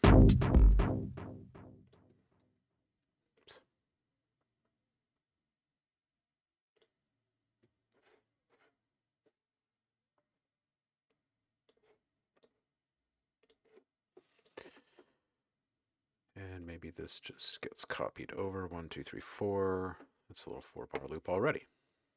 Just not even quantize it. Let's see what this ends up doing for us.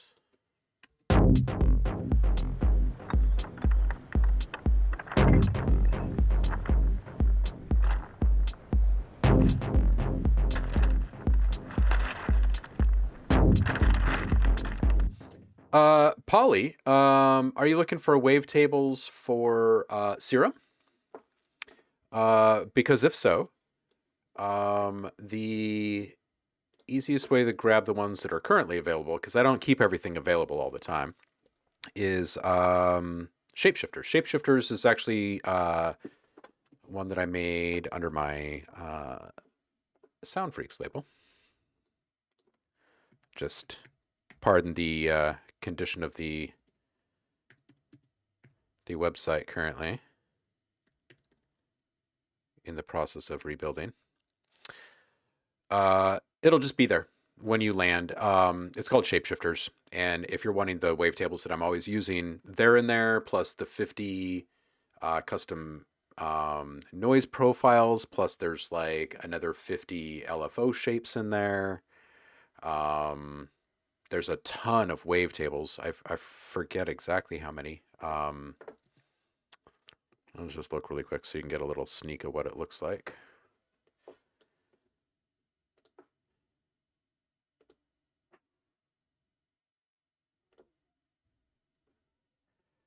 Okay, so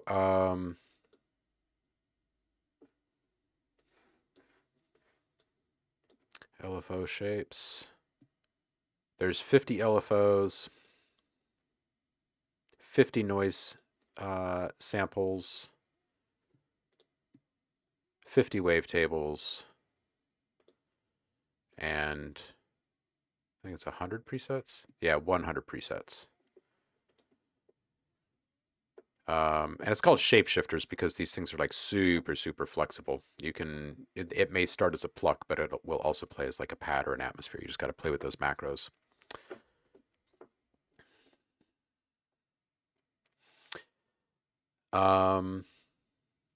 And Polly, shoot me an email offline here, and I will see if I can wrangle up a huge collection of alternate wavetables for you, beyond just the stuff that's mine, if you have interest in them.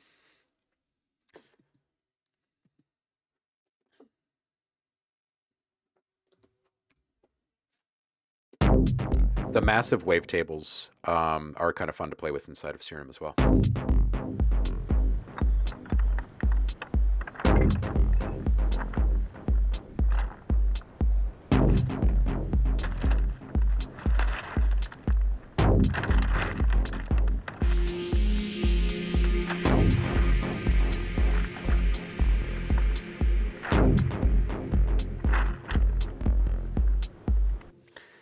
Still not sure about the placement of this one. Maybe it needs to come back even more.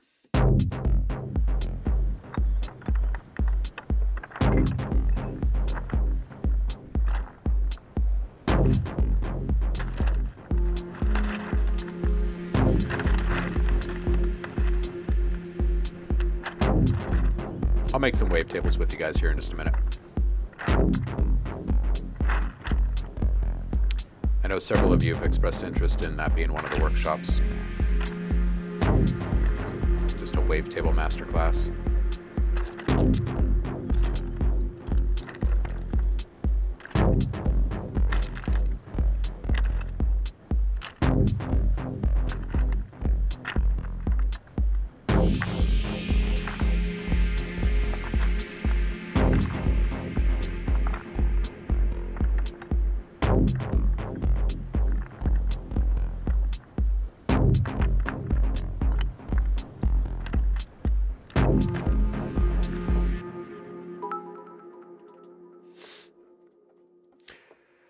Yo, what up, Gebro? How you doing?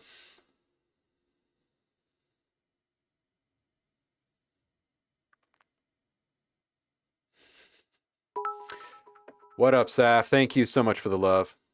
You guys are going to be knocking on a hype train here in just a second again, I think. I think there were a series of subs, a couple of follows, and a whole bunch of cheering on Monday, and then it triggered it. Y'all got happy and excited over a couple of minutes.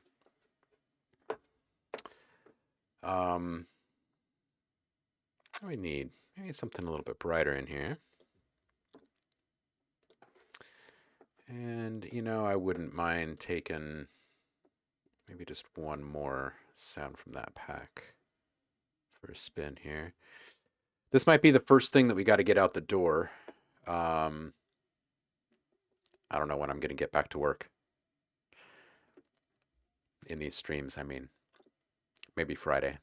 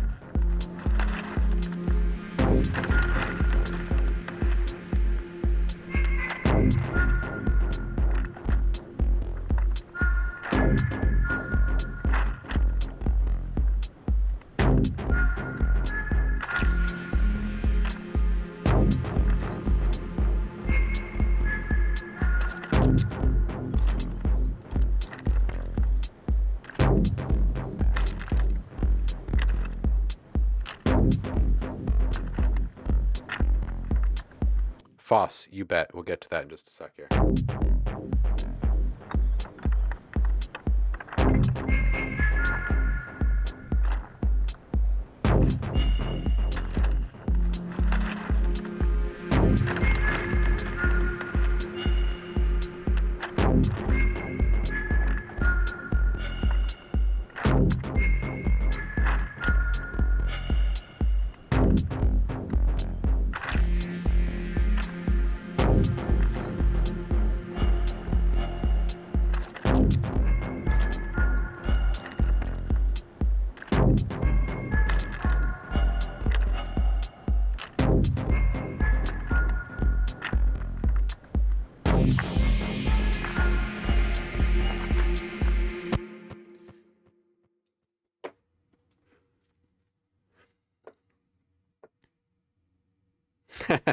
What up, Gebro?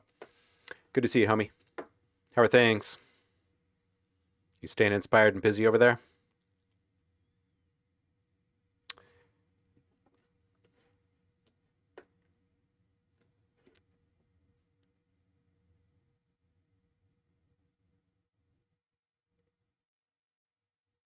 Okay, so these are popping off at the halfway point between both. Okay, so let's do...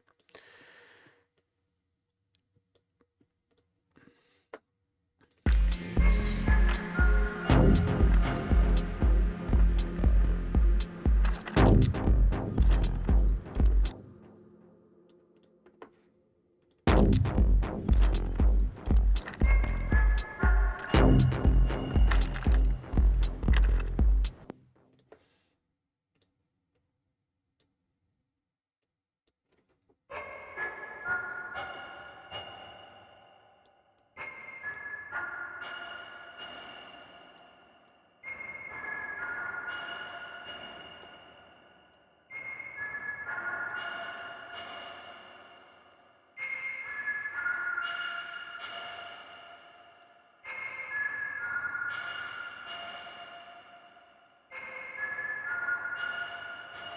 Can I just say that I love sample and hold? That's all.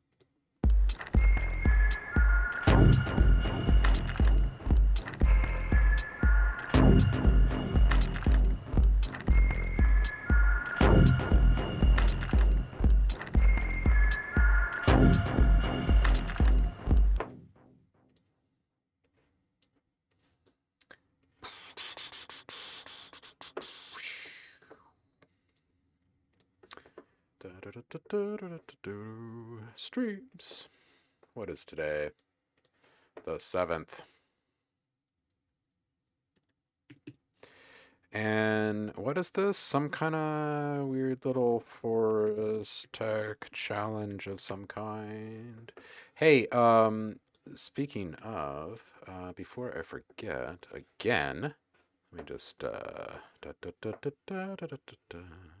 over to my thing here and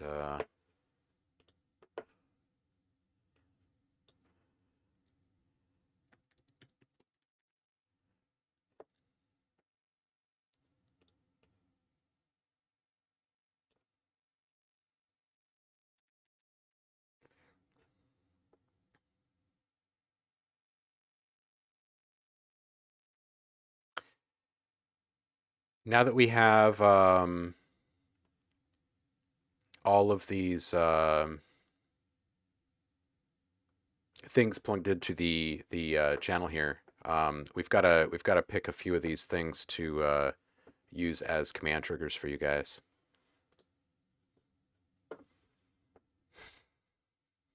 This one coming up with the lava lamps.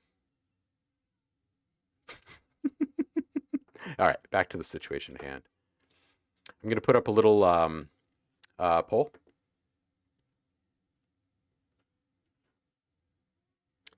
And in this poll, you guys get to vote.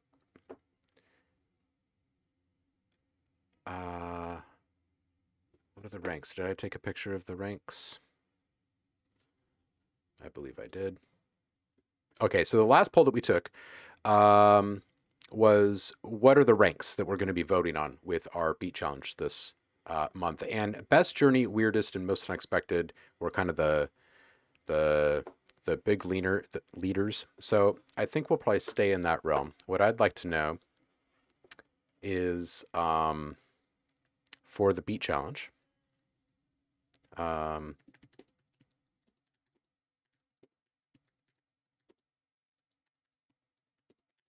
What shall the prizes be?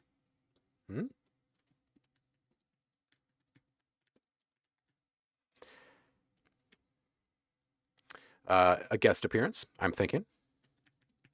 I mean, free sounds is obviously one that we can toss up here.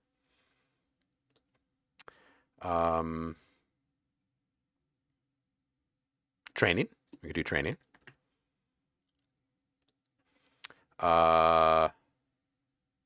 Maybe a mix. Who knows? Guest appearance on show, free sounds, training, mixed by Chris. What else should we put in here as potential prizes, you guys? That's what I want to know. Fame and glory. Shame and bondage for all the others. Oh, that's awesome. Allow additional votes, yes. All right, we'll just call this good. So you guys can vote for the next few minutes on this. And then we'll take a look at the results together. And while that's happening, let's just jump into Serum really quick. There were some questions about wavetables. So let's just do like a little 10-minute masterclass on wavetables. I know that some of you are kind of itching for the workshop that's been talked about. So we'll figure out what you guys have the most interest in here.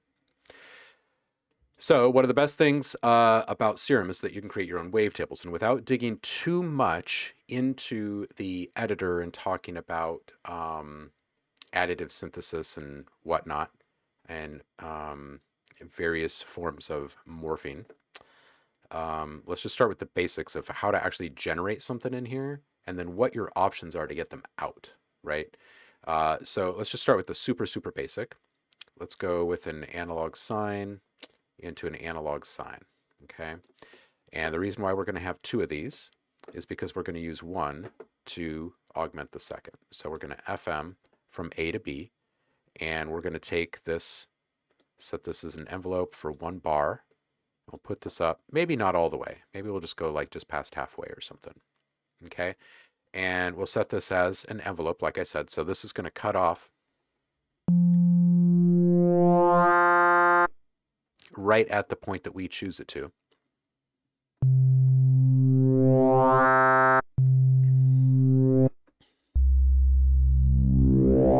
Okay, so we'll just use this as a super basic example.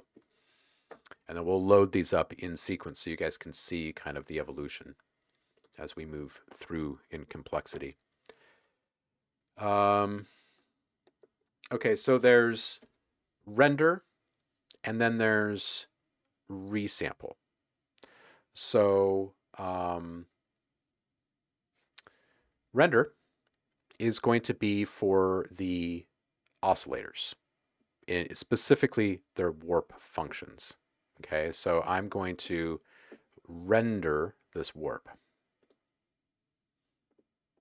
Oh, sorry, resample.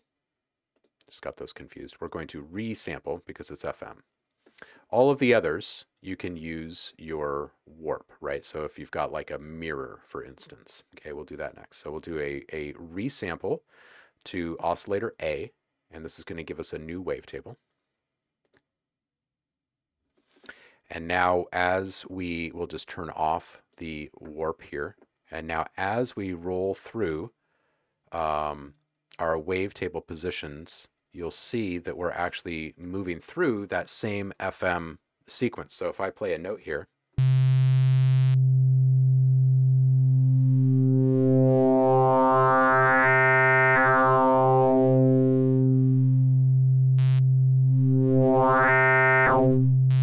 And sometimes if you've got like a really sharp attack and whatnot, you're going to get this tiny little click. You can just go in there on that first tile, click the edit here, and on this very first one, you just delete it, press the minus key, and that's gone. You're still going to have 255 other frames of definition here, so you're not going to miss out on anything. And if you want to see that this really did output exactly what we were inputting, you just put the same LFO on it and play through. Okay, so that's FM, and you can continue to build and build and build. We'll just save this really quick as a little instruction.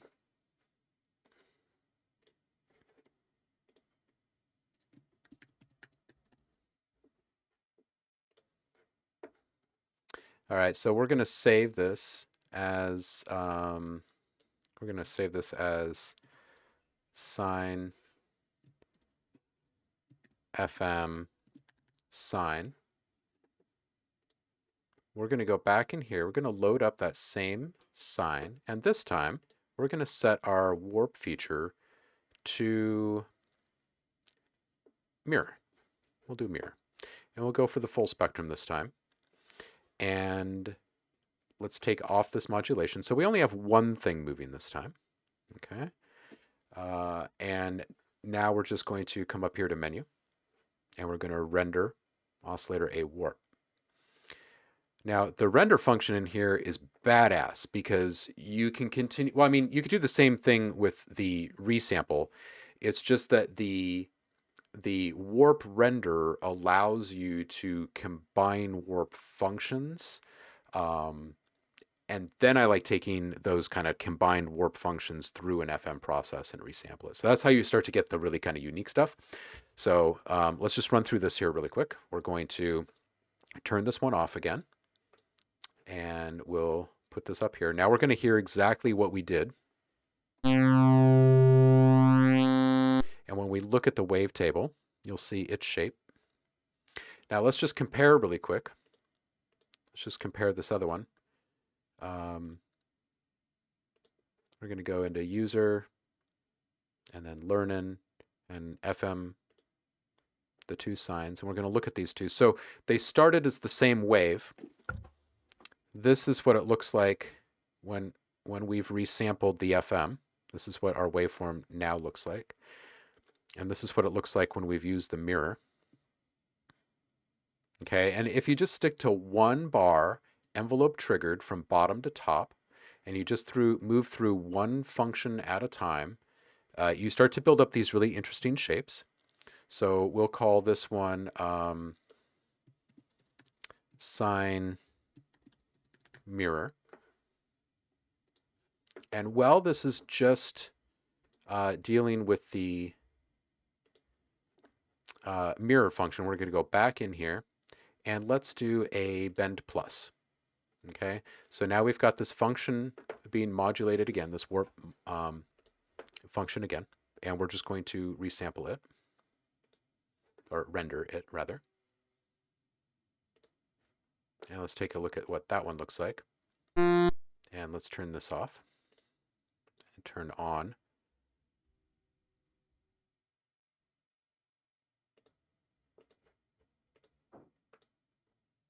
There we go.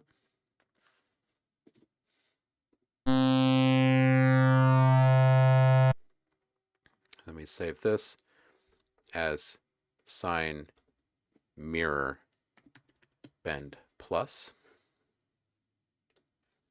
Okay, so you can continue to do this, obviously. You can do some really cool things with it. Let's take an FM from B again and just kind of add to the overall complexity. And then we're going to start talking about the baking in of effects, because you can do that. Because in the end, these are just wave files.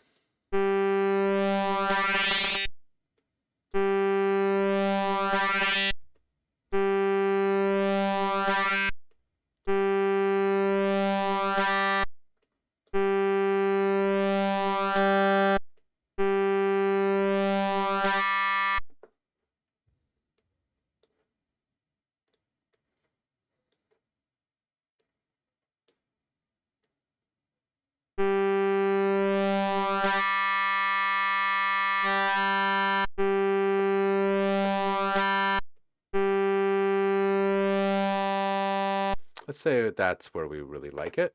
We're just going to come over here and we will resample to A. We've got this new waveform. We'll save this as FM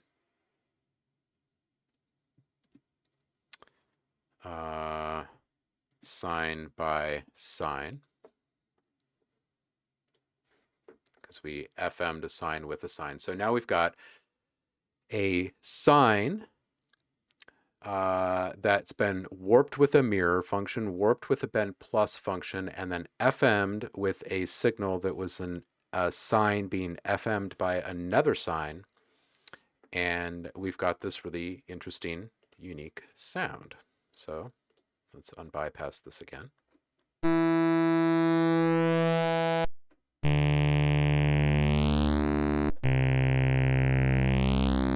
Okay, so all good, but we can get so much more fancy.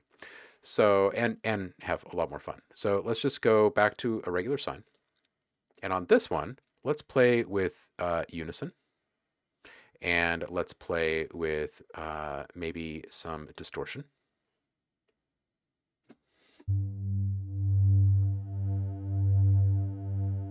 And maybe some compression.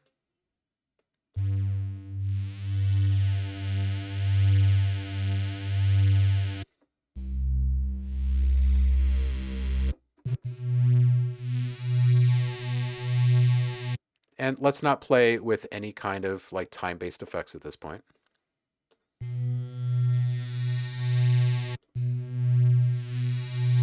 Okay, so we've got a really, really simple thing here we've got, okay? So now with this, you're going to come up here to menu, and we'll say resample to A. And we are not going to be using any of these other warp functions here. So let's see what we get. All right, so here's our new resulting wave. So this is the other main function of the resample. So what this is doing, now that we've had a chance to kind of visually correlate these things with what we're hearing, and I see that the poll just ended, so we'll jump back into that too. But the difference here is that in a warp, all you're really doing is rendering in place a change in the waveform based upon a manipulation of that waveform from this warp engine. And that's all. And that's all. Okay? When you're using the resample, what you're actually doing is taking a bar of recorded audio and bouncing it and re-importing it into that oscillator. Okay, and that's a really important distinction because now we're talking about the ability to include effects and stuff. And look at this. I mean, talk about a really unique waveform. This is just an analog sine, and there's a lot of texture in here, right? If we were to lessen the number of wavetables in this thing, or slides, we would see quite a bit of definition. Like, look at this thing. Let's just zoom in here a bit more. Look at the definition in this thing.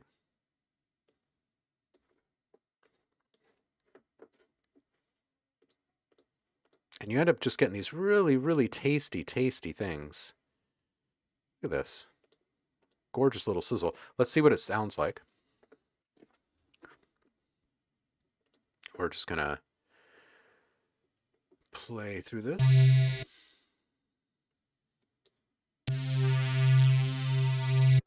And again, you can get rid of that initial click on that first slide by just deleting it.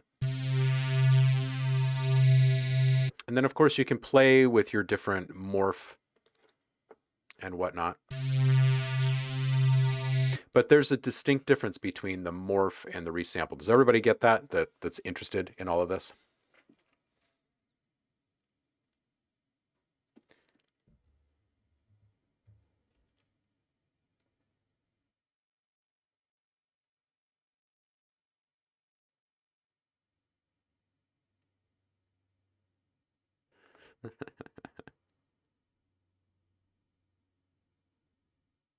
Except for nanowires. Are you guys in a war now?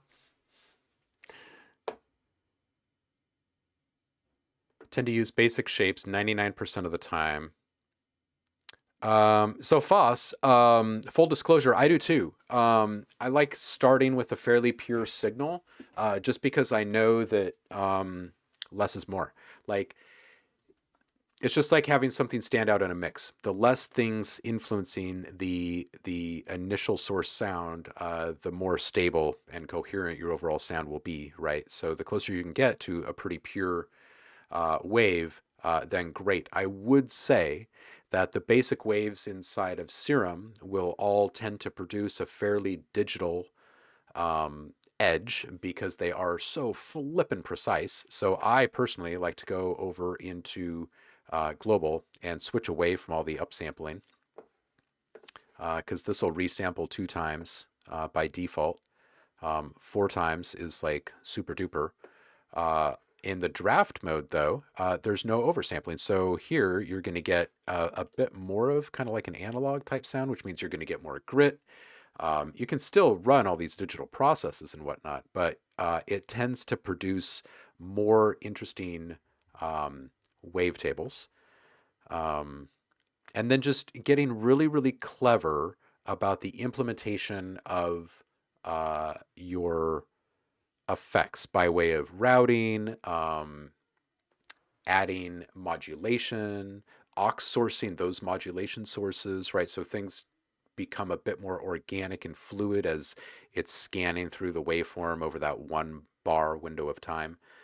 And as long as you do that, as long as you're shooting for like 1 bar at a time, you're going to get really nice wavetables out of this thing.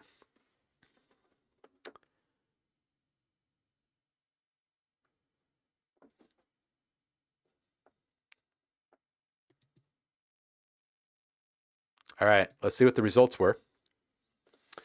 I did not pay attention to the poll at all while it was gone. Guest appearance. Holy cow, 85%. 40 votes for a guest appearance. Oh, it looks like Saf kicked in 8,000 channel points. So we've got... I'll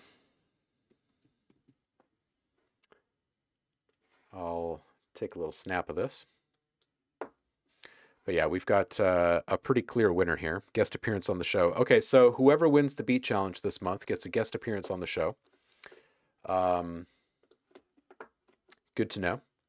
And all subscribers have access to the free sounds on the Discord. If you are a current legitimate subscriber and you cannot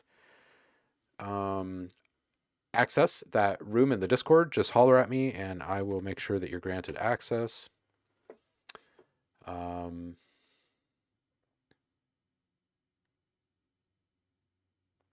Yes, exactly. So resample will bounce the entire signal chain, and it's super important to remember that the time-based effects are going to influence this, right? Things like detuning and stuff carry over as well, right? So you got to be kind of careful about how big and wide and long things get up front, right? You just got to remember that some of those processes can be they're better used as effects rather than source material. But you should still play. You should still play. Maybe start tame and then go wild and kind of work your way out. And the more you experiment with these things and keep track of what you're doing and leave yourself a breadcrumb, like I was just doing with the file management, right? Just kind of like leaving incremental steps in the naming convention of your files. Then you can start to figure some things out pretty quickly. If you do this all willy-nilly and you just kind of fly with whatever comes out, you're going to end up with great stuff. It's just, it's going to be really hard to go back and find those things with intention at any other point. So for what it's worth.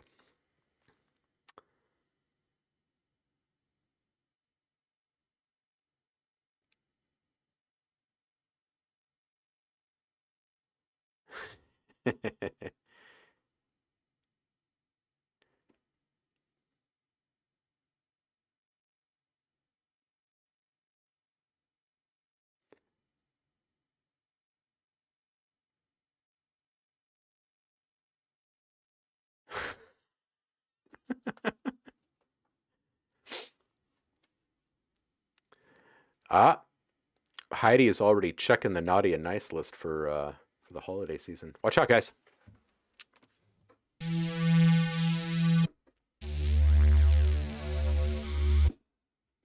And we'll definitely, like, if enough of you are interested and we end up doing one of these wavetable masterclass workshops together, you guys will end up leaving that thing with hundreds of new wavetables, and you probably won't turn to the stock wavetables much at all.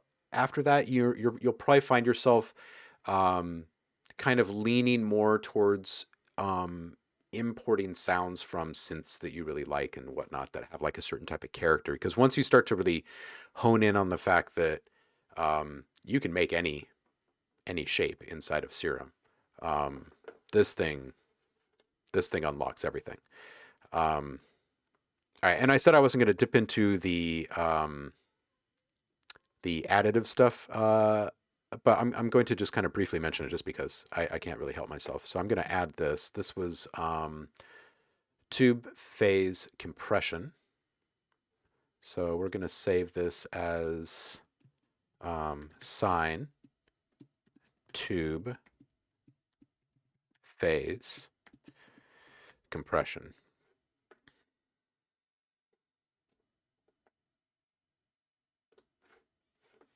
Cool. So we've got that. I'm just going to go in here. I'm going to make an edit. And let's do all of them. So we've got this first one selected. Get this last one selected. And we're going to add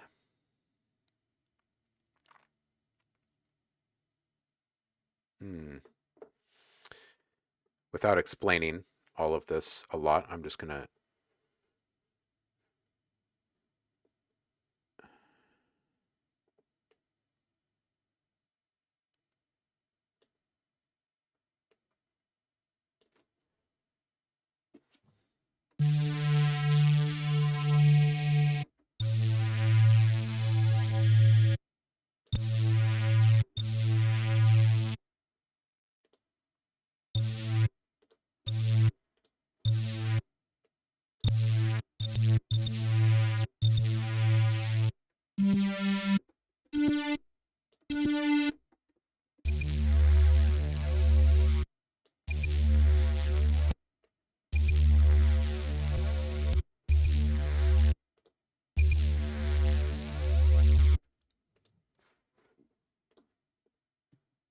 let's do a little more spectral on this.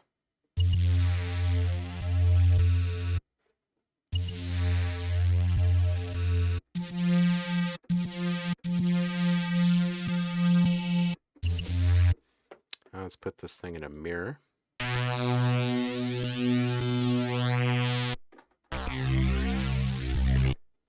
not sure if I like that first slide right now.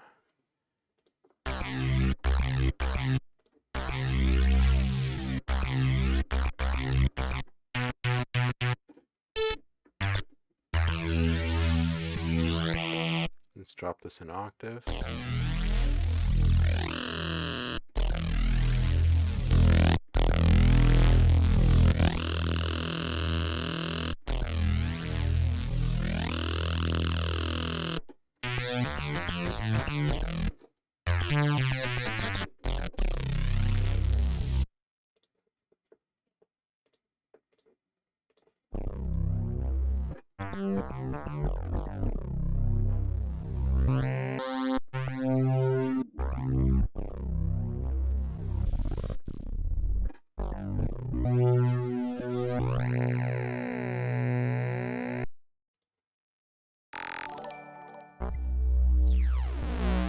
Oh yeah, quantized there.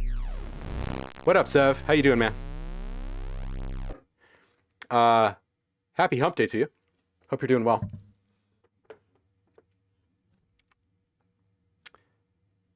Paul says, I've got a great wavetable bass oscillator. You can feed your tables if you want to walk on the wild side. Frequency domain.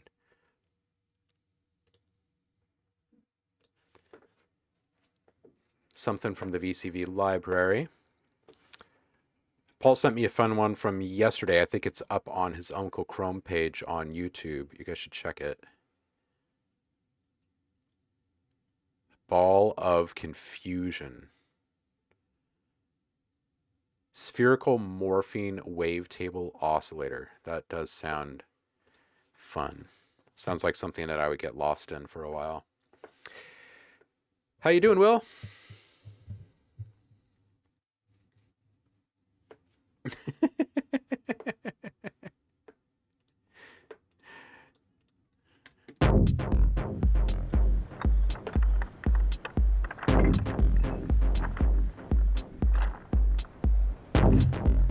2 hours feeling lost on a song. Is that good lost or like unsure lost?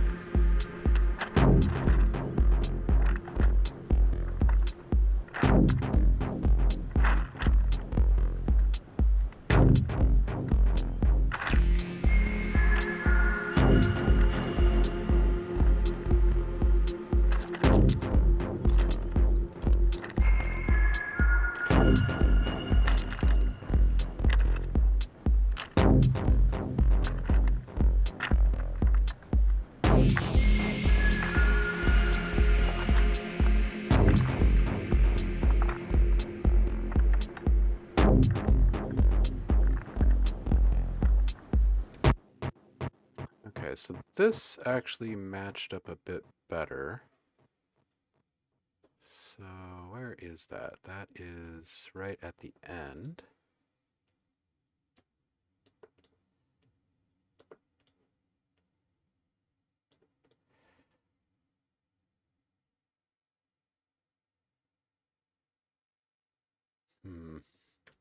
See if that feels better.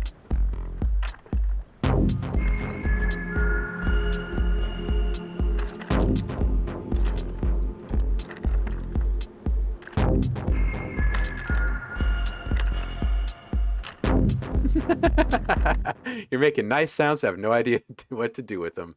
Oh, man.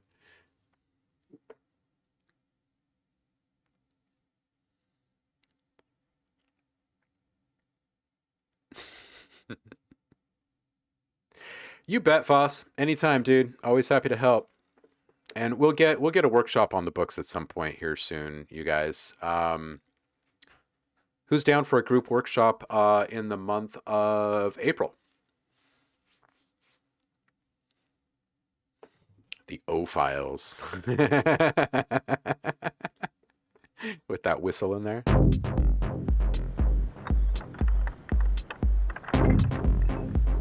These footsteps on the rocks all stretched out are sounding pretty cool in here.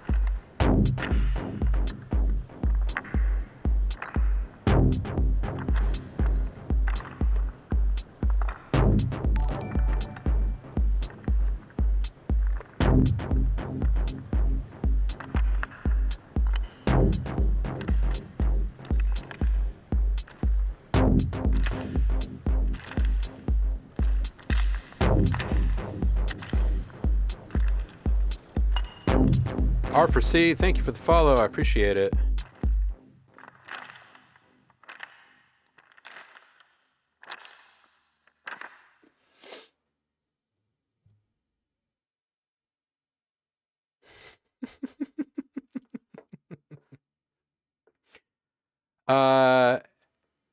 Yeah, Paul, we're trying to figure out exactly which workshop to start off with. I know that there have been people that have expressed interest in a few different ones. Let's put a poll up really quick.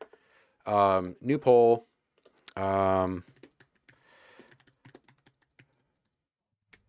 What's the first workshop? Is it going to be a serum wavetable masterclass?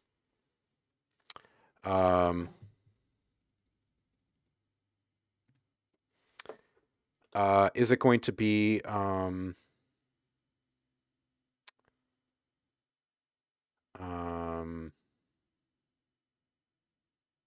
were the other ones? You guys help me remember. Oh, there was interest expressed in vocal twisting, shall we say,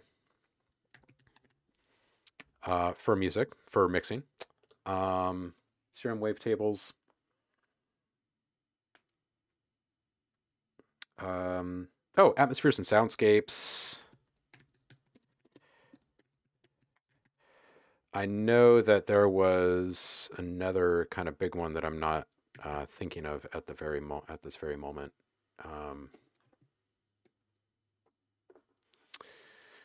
Yeah, so making kontakt libraries will definitely be on the books. We'll have to I think we should kind of go in, like, build up to that. So maybe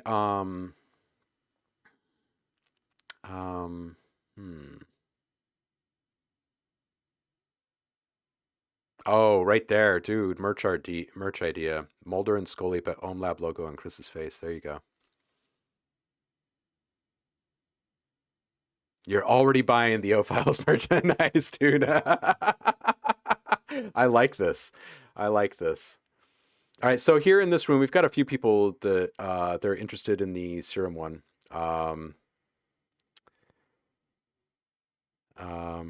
And yeah, we'll definitely work our way up to making larger kontakt libraries. But I know that there was another thing that people had expressed interest in. We're not going to start with big libraries or modular stuff. I think we kind of need to... Oh, it was the sound camp, or the boot camp. Okay, and I'm happy to reboot that for you guys many, many times. So it's always good to go through it. So let's just do between these first four first. We'll give you guys a few minutes to vote on this. But I think that I'm caught up enough that we can probably start doing these workshops soon.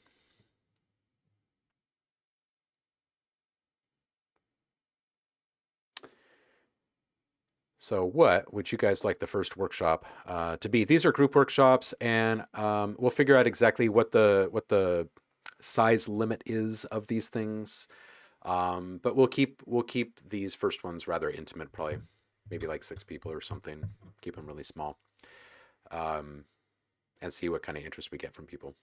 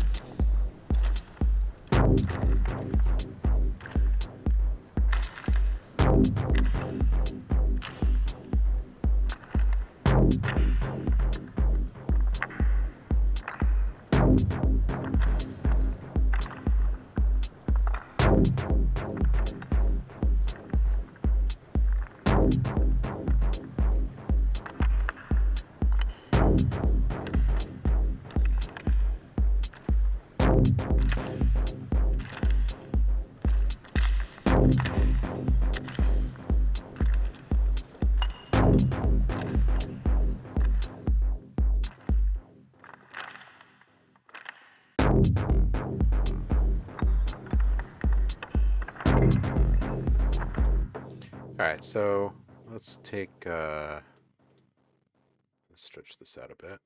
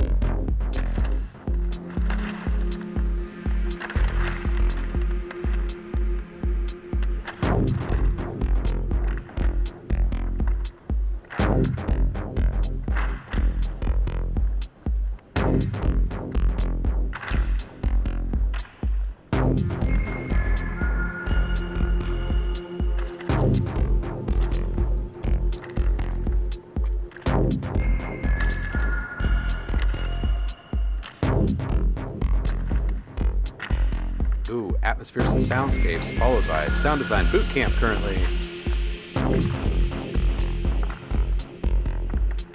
Clock is ticking down, a couple minutes left.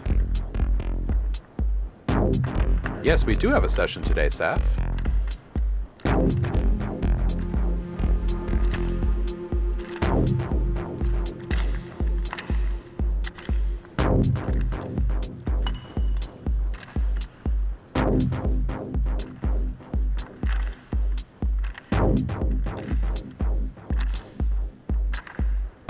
Yeah, alternate between a fifth and minor third.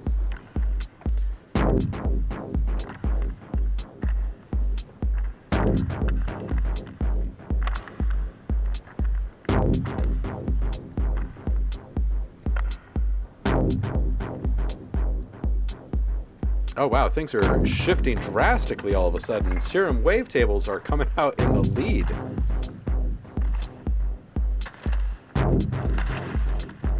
Is someone trying to stack the deck here?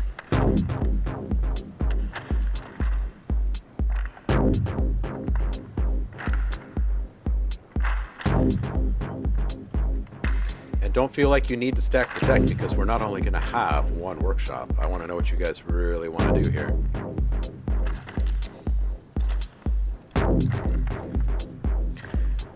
Ooh, neck and neck. Neck and neck. Atmosphere's squeaking ahead of Serum wavetables just slightly right now.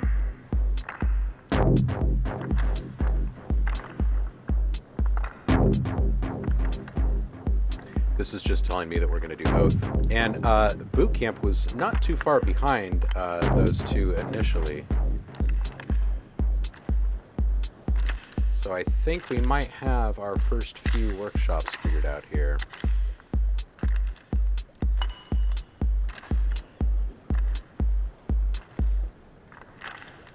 All right. Atmospheres and soundscapes. The clear winner in this round, it looks like. Wavetable's coming in second. Sound design boot camp will happen.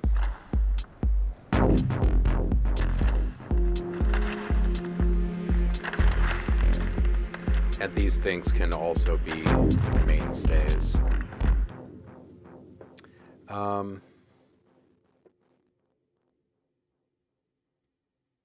So it looks like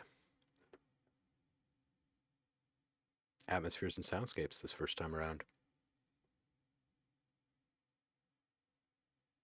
And when are we going to do these things, you guys? It's a good question. Got to figure out exactly when we're going to do these things. Oh, Serum wavetable's taking a very late lead.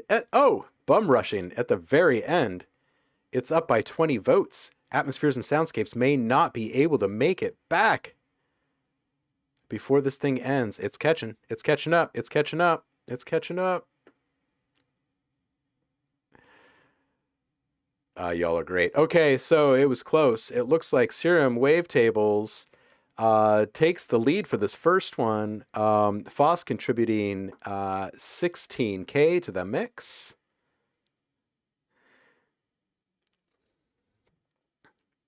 When the moon is full and the wolfbane blooms. This is an epic battle that we're watching. All right, Paulie, you know what this tells me, man? That we're going to be doing both of these. And perhaps even within the next month, because y'all seem to be excited about these. So, show of hands, how many people would do both of those? Serum wavetables and atmospheres and soundscapes. And then I also want to know, like, your preference in regards to how many people are involved in these workshops, because you guys, in your opinion, they matter to me. So I want to know.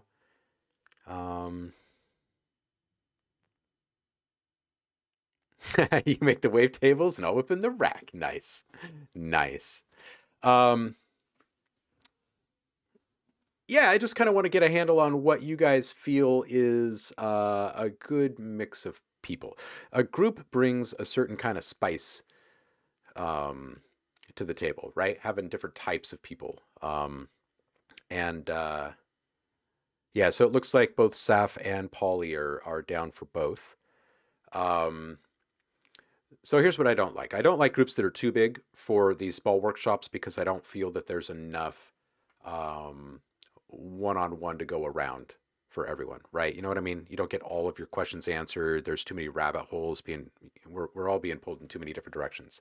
Um, but there is absolutely a benefit to having the group. So um, I kind of want to get your opinions over the next couple of streams. Oh, me spice. I want to get your opinion on exactly how intimate you guys would like this to be. And this does affect price point, of course, because there is overhead to these things. But I want to make sure that these things are like super easy um, for you guys to manage, right? Scheduling wise, cost wise, number of people in the mix, all that stuff. So I might put out a little questionnaire for you guys. Maybe just send it out to all the current subscribers and get some feedback that way. Um, I'm thinking maybe like 6. I mean, maybe 8. 8 would probably be okay. Um, I want you guys to be able to come out of each one of these workshops with a ton of new content to play with and a bunch of new ideas and stuff. Um, so have a think. Have a think. And what's this worth to you? You know, usually I only charge like $1 million. You guys are kind of like family now, so maybe we'll just do like $500,000. Omi Spice. Oh my goodness. What would Omi Spice look like?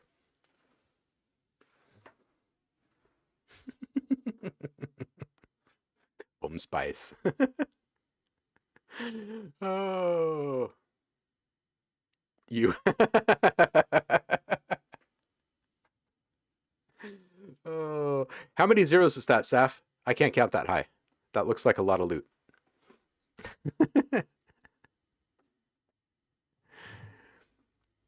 Round on top and sharp on the bottom.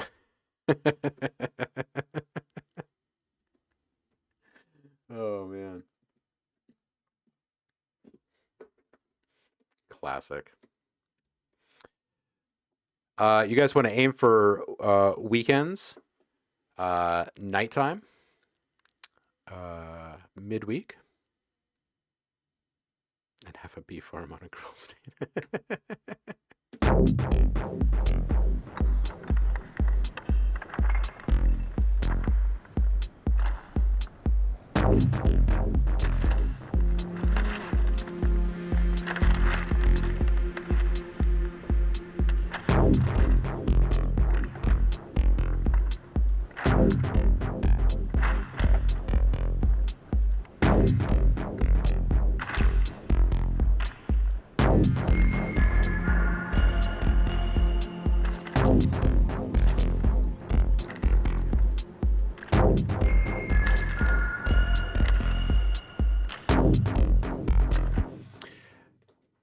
Well, the nice thing about the paid workshops is that like all the stuff has already been vetted, like in classrooms and whatnot. So it flows. It flows.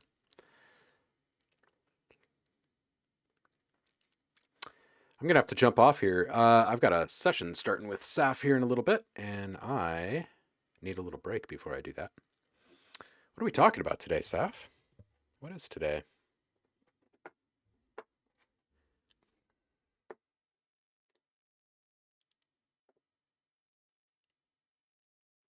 $16,400 points from Foss.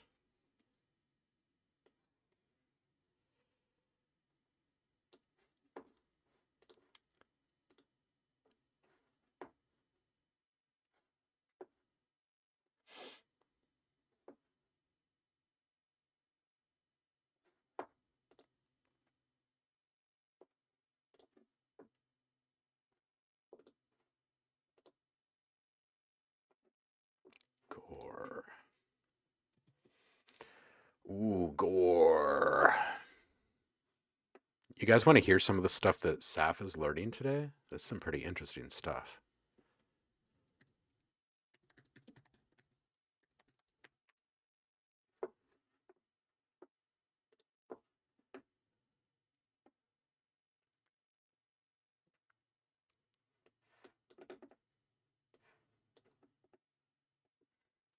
gruesome, high quality blood, guts, and weapon impacts. Oh my goodness. Oh my goodness.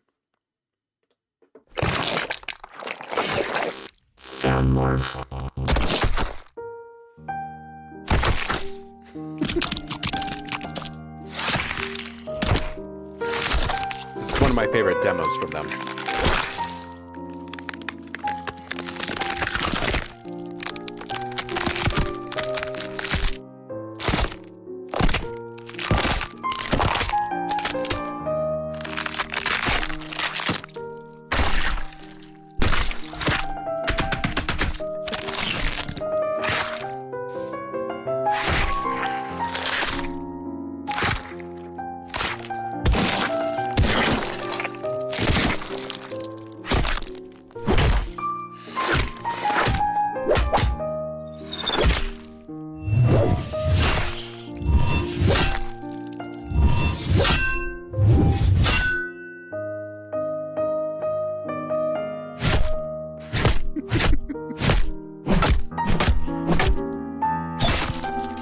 I like how they took a small moment to collect themselves.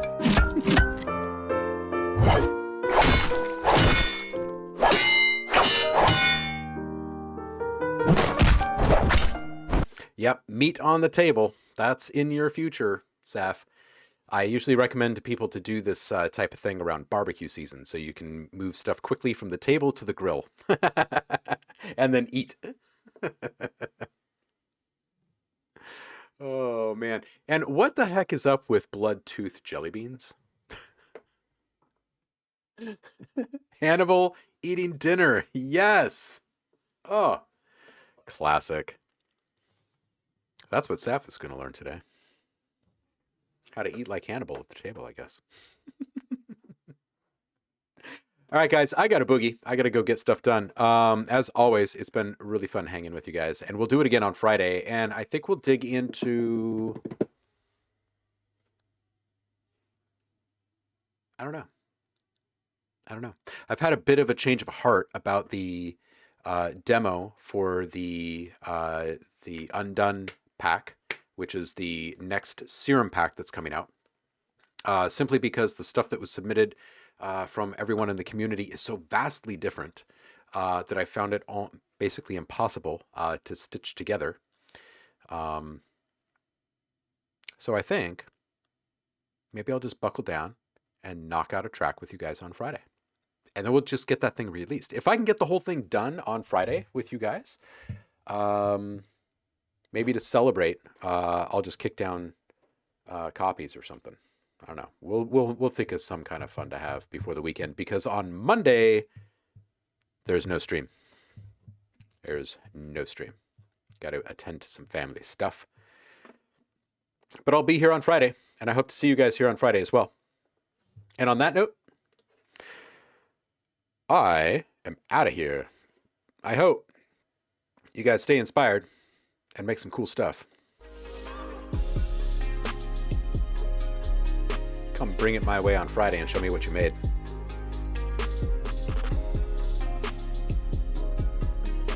Thank you, everybody. Polly, see ya. Subvids, Tara, and Tata. I'll see you in a few, Saf. Thank you, Paul, and everybody else. I'll see you on the flip. Peace out.